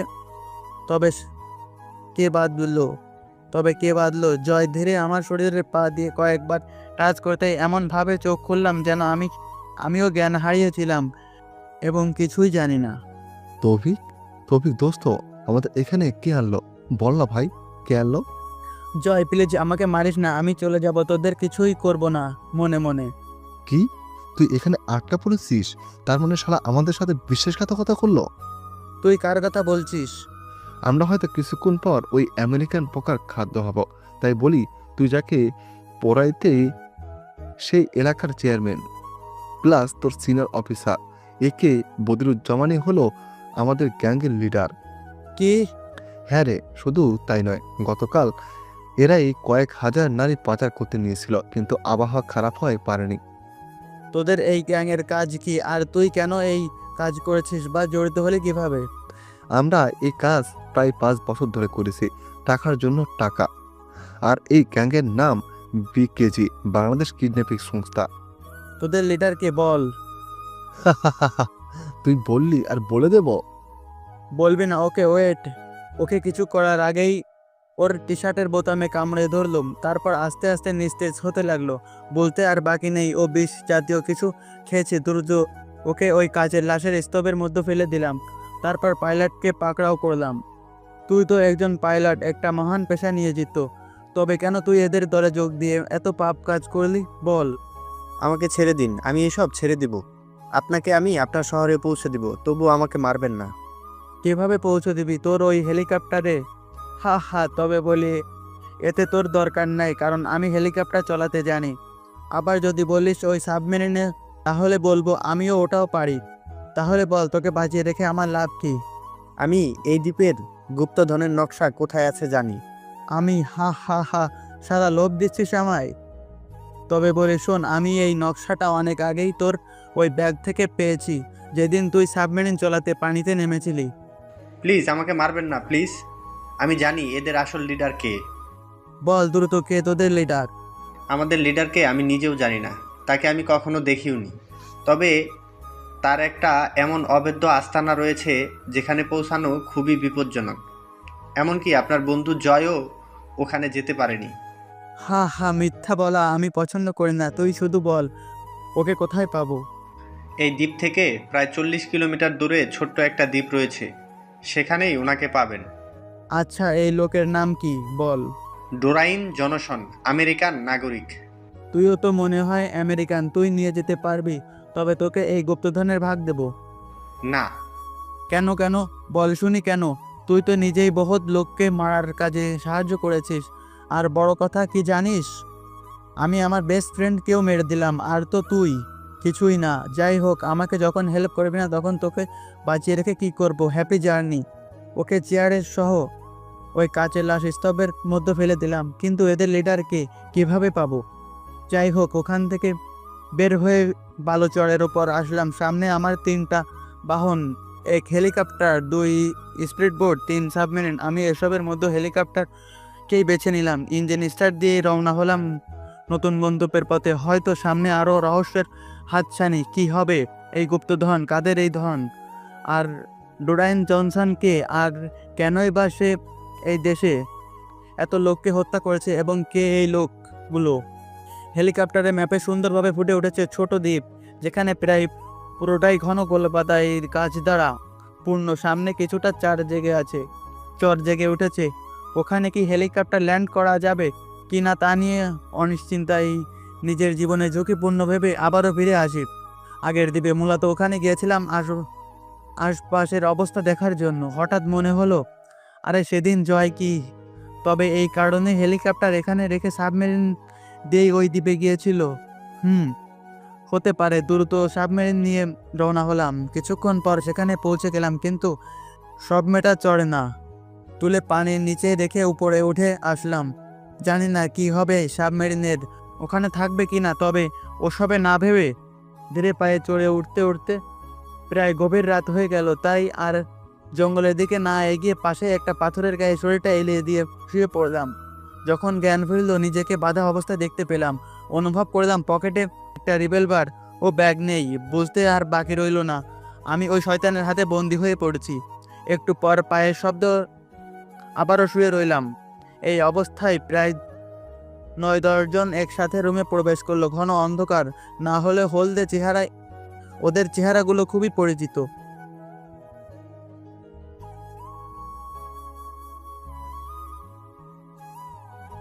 এই চুপ, দূর থেকে স্যারের নামটা শুনতে শুনতে আমি ক্লান্ত। তুই আমার ভাইয়ের মতো ছিলি, কিন্তু কেন যে তুই এই কেসটা হাতে নিলি? আরে দেশ থেকে কিছু আবর্জনা পরিষ্কার করতে নিয়েছিলাম, আর সেখানে তুই কিনা বাধা হয়ে দাঁড়িয়ে গেলি।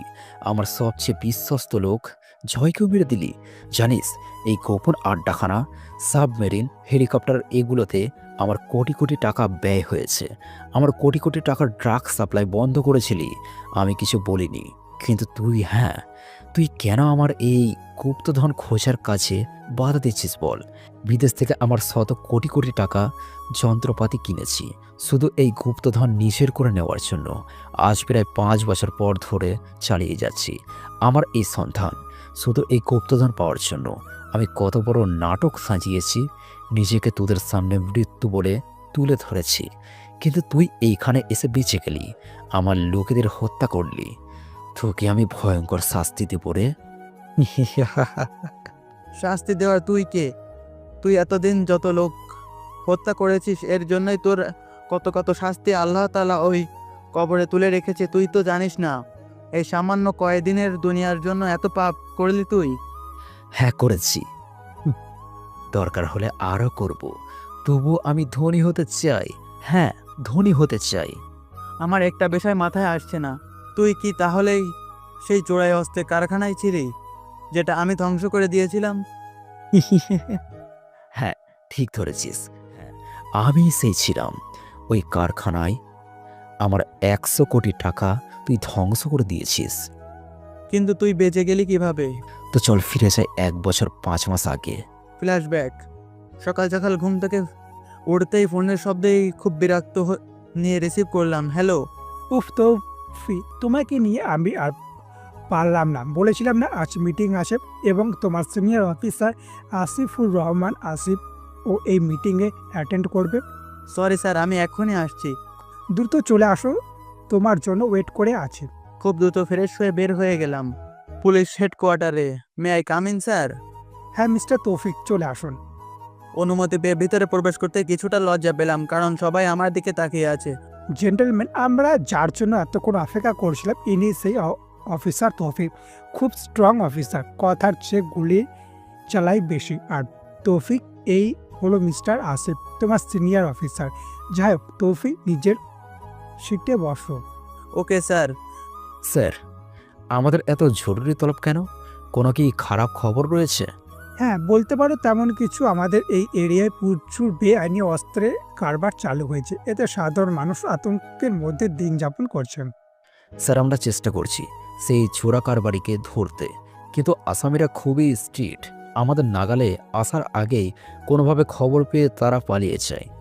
স্যার, আমার মনে হয় এদের পাচিয়ে বা অ্যারেস্ট করে কিছুই হবে না, এদের পুরোপুরিভাবে ধ্বংস করে দিতে হবে, তবেই আর এমন কোনো অস্ত্র ব্যবসায় জন্ম নিতে ভয় পাবে। ইউ আর রাইট, কিন্তু সবাই তো আর হত্যা করা যাবে না। আমাদের জানতে হবে এরা এইসব চোরা কারবার নিয়ে আসে কই থেকে। স্যার, আপনি আমার কথার মানে বোঝেননি। আমি বলতে চেয়েছি এই গ্যাংকে একসাথে এনে পুরোপুরিভাবে ধ্বংস করে দিতে হয়, যার জন্য আমাদের যেতে হবে সিভিল বেশে, আর 10 জন সাধারণ মানুষের মতো হয়েই এদের মোকাবেলা করতে হবে, তবেই আমরা এদের হাতে নাতে ধরতে পারবো। হ্যাঁ তৌফিক, ঠিক বলছো। আসিফ, তোমার দ্রুত সিভিল বেস আন্ডারগ্রাউন্ডে চলে যাও এবং সেখান থেকে ওদের লোকেশন ট্র্যাক করে ধ্বংস করে দাও, আমাদের ফুল সাপোর্ট পাবে। ওকে স্যার, এটাই ছিল আমাদের মিশন। তারপর সিভিল পেশে নীলাদের বাসায় টিউশনি করাতে লাগলাম এবং সাথে এদের খুঁজতে প্রথমে ভেবেছিলাম নীলার বাবাই এসবে যুক্ত, কারণ তিনি ছিলেন নাম্বার 1 বিজনেসম্যান। কিন্তু আমার ধারণা ভুল ছিল, তিনি এসবে ছিলেন না। তো একদিন রাতে হঠাৎ দেখতে পেয়েছিলাম কিছু লোকদের যাদের সুবিধাজনক মনে হচ্ছিল না, তাই হেডকোয়ার্টারে বলে দিয়েছিলাম এবং ওদের ফলো করে একটা বিশাল গোডাউনের সামনে এসেছিলাম। ঠিক তখনই আমি দেখেছিলাম আসিফ স্যারকে ওদের সাথে হাতে মেলাতে, যেটা আমি গোপন রেখেছিলাম, এবং ওদের সাথে আসিফ স্যার ভেতরে গেল। আমার পুরো টিম ও পুরো গোডাউনকে ধ্বংস করে দেয় বর্তমান।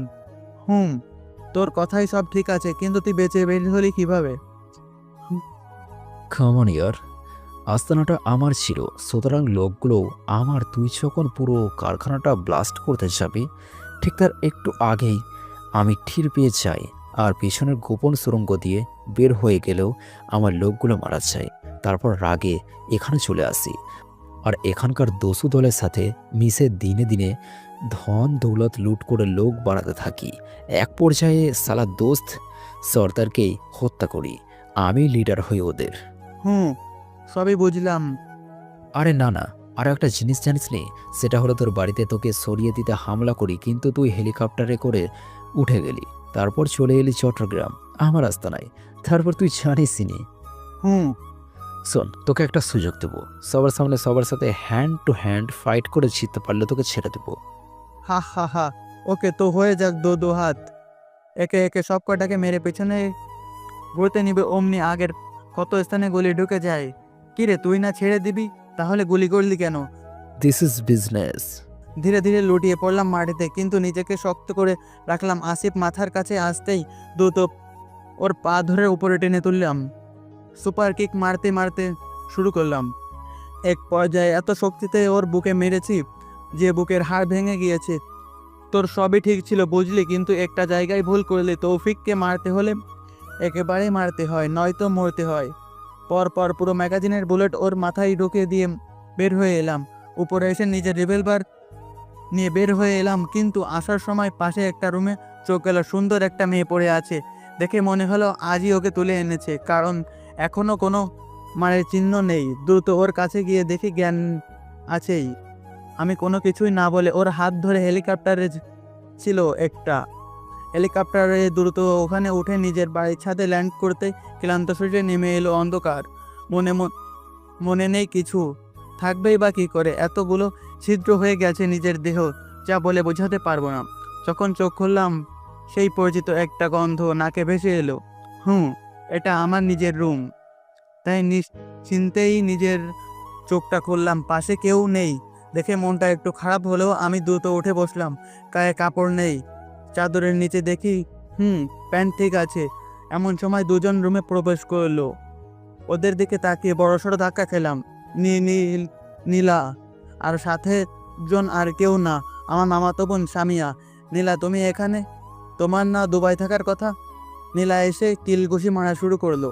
কিছুক্ষণ পর, কুত্তা, 2 বছর হয়ে গেল, তোর কোনো খবর নেই, একটা ফোন পর্যন্ত করলি না। এমনি করেনি, বলতেই খুব বিজি ছিলাম। আর আমার কি হয়েছে এই 2টা বছর, সেটা শুধু আমিই জানি।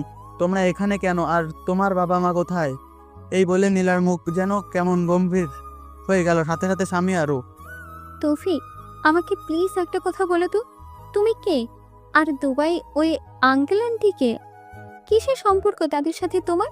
আর ওই দিন আমরা এত বড়লোক হওয়ার সত্ত্বেও এত দামি ফার্স্ট ক্লাস ফ্লাইটে উঠিনি। তোমাকে আর কি লুকাবো, শোনো তবে, আমি কেন সাধারণ ছেলে নয়, আমি একজন পুলিশ অফিসার, সাথে দুবাই। তোমার আঙ্কেল আন্টি নয়, ওরা তোমার শ্বশুর শাশুড়ি। আমার বাবা মা দুবাইয়ের সেরা ধনীদের মধ্যে একজন। তারপর আমার মিশন কি, এই 2 বছর কি হয়েছিল, এবং সামিয়াকে কিভাবে রক্ষা করলাম, সব বললাম। সব শুনে সামিয়া আর নীলা কেঁদে দিল। তারপর, আমার বাবা মা নয় ওরা, আমার বাবার পরিচয়ে থাকা ব্যক্তিকে তুমি খুঁজে বেড়াচ্ছ। কি বলছো এসব নীলা, পাগল হয়েছো? ওয়েট, সামিয়া, তুই ওইখানে গেলে কিভাবে? আমি বলছি, আজ প্রায় 3 মাস আগে আমি আর সামিয়া ছাদে যাওয়ার সময় আমার বাবা মার রুমের পাশে যেতে শুনতে পেয়েছিলাম যে কাউকে বাবা মেরে ফেলতে বলছে। এবং কোনো একটা দ্বীপে নিয়ে গিয়ে তারপর হঠাৎ তোমার নাম বলল। আরো ভালো করে শোনার জন্য আরেকটু আড়ি পেতে নিলাম। এমন সময় আমার আম্মু মানে ডাইনির কথা শুনতে পাই। আর কতদিন এভাবে আমরা আমাদের আসল সন্তানের কাছে যাব? আর কতদিন এসব অন্যের বাচ্চাদের পালবো? কেন যে শালা ওর এই মেয়ে আর ছেলের নামে সব সম্পত্তি লিখে দিল? ওদের তো মেরে দিলে, কিন্তু সম্পত্তি এখনো পেলাম না। এত উত্তেজিত হচ্ছে কেন? আমাদের ছেলে জয় তৌফিককে হাতে পেয়েছে, ওকে মেরে দিলেই ফিরে যাব দেশে। আর জয়ের সাথে নীলার বিয়ে দিয়ে সব সম্পত্তি নিজের করে নিব, সাথে ওই বাড়িটাও নিয়ে নিব। হ্যাঁ, ভালো বলছো। এটা বাড়ি নয়, যেন আস্ত একটা প্রাসাদ। বাহ বাহ, চমৎকার। তবে তলে তলে তোরাই হলি শয়তান, যারা আমার মা বাবাকে মেরেছিস। কি কি বলছিস এসব? মা, আমি তো তোর মা, আর এ তোর বাবা। না না না, তোমরা হলে খুনি, আমার মা বাবার খুনি। আমি এক্ষুনি পুলিশকে সব বলে দেব। রুম থেকে বের হওয়ার আগেই মিস্টার ইকবাল নীলার হাত চেপে ধরে, তারপর ঠাস ঠাস করে ছড় মেরে দেয়। হারামজাদি, আমার এতদিনের স্বপ্ন নষ্ট করবি তা তো হতে দিব না। তোর ছোট ভাই এমনিকে এখানকার এই বুড়ো বুড়িকেও আমি তুলে নিয়ে গিয়েছি। এখন শুধু তোকে আর ওই মেয়েকে তুললেই সব শেষ। হা হা হা। না না না না না। কিন্তু বলে ওঠার আগেই ওরা নীলাকে আর সামিয়াকে কোনো রকম দিয়ে অজ্ঞান করে ফেলে। নীলা এসব বলে চোখের পানি ফেলতে ফেলতে আমাকে জড়িয়ে ধরে নিল। আমার চোখে পানি। আমার বাবা মা আর আবিদকেও ওরা আটকে রেখেছে। সামিয়া, তুই তাহলে ওখানে গেলে কিভাবে? আমি নিজেও জানি না, তবে চোখ খুলে ওখানেই পড়ে থাকা অবস্থায় দেখেছিলাম। তারপর তুমি হিরোর মতো বাঁচিয়ে এখানে আনলে তো আনলে, তারপর তোমার দায়িত্ব শেষ। হেলিকপ্টারে জ্ঞান হারিয়ে ফেললে, তারপর অনেক কষ্ট করে তোমাকে ঘরে আনি আর সেবা যত্ন করতে থাকি। কিন্তু কিছুদিন পরে নীলা ভাবিকে মেডিকেলে দেখতে পাই তোমার ওষুধ কিনতে গিয়ে। তারপরে তাকে এখানে সেবা করতে থাকি, কিন্তু নীলা ভাবি শুধু একটু আঘাত পেয়েছিল বলে সেরে যায়।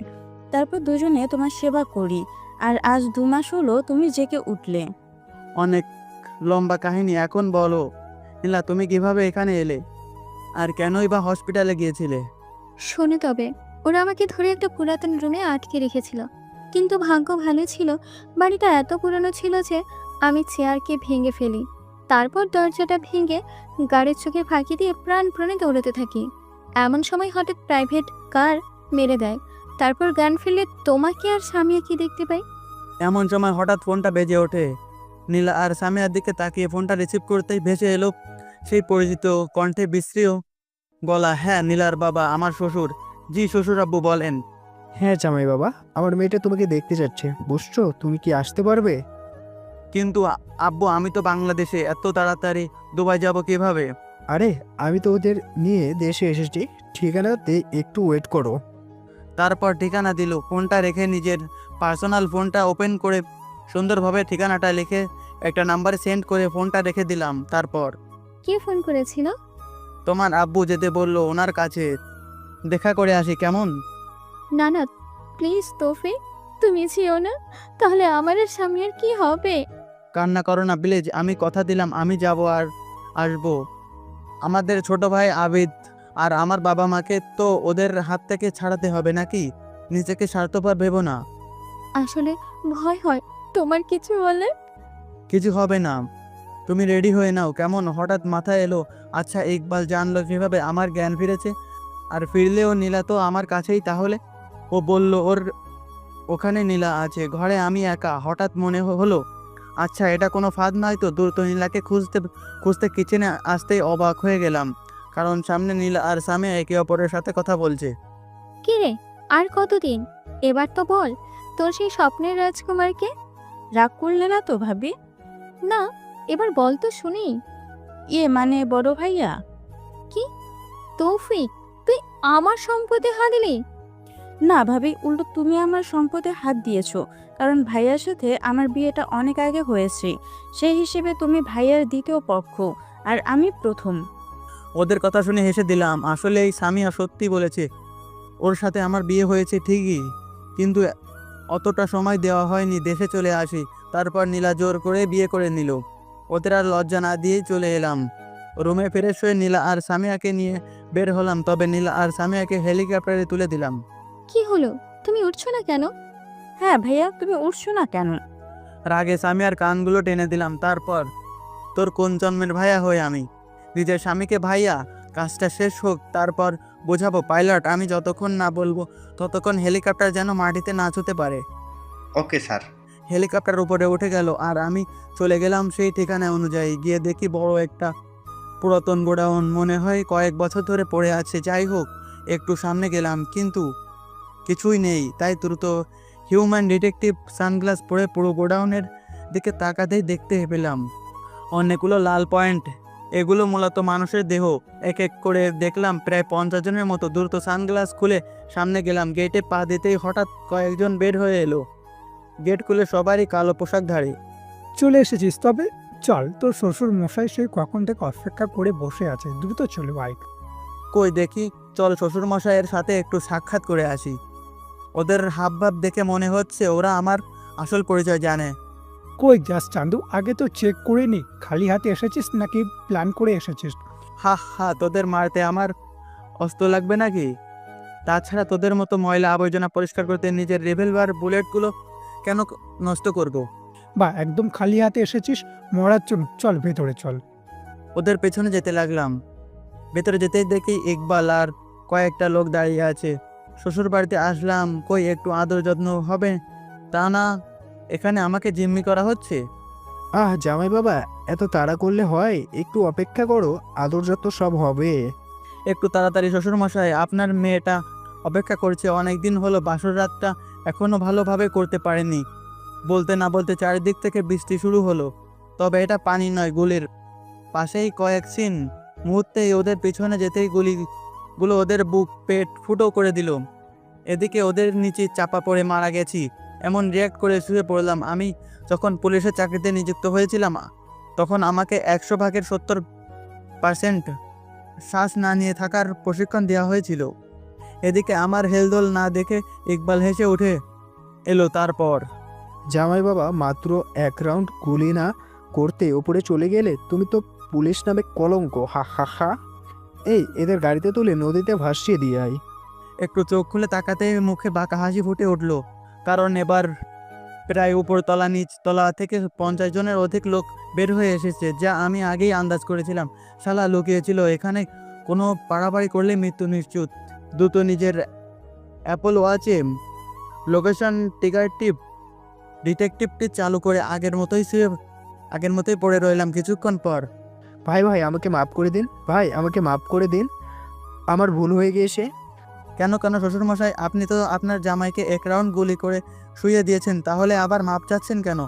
ও আমার এত লোক দেখে? তবে শুনুন শ্বশুরমশাই, ওরা সবাই মাফিয়া নয়, এরা সবাই আইনি লোক, সিক্রেট টিম অফ পুলিশ।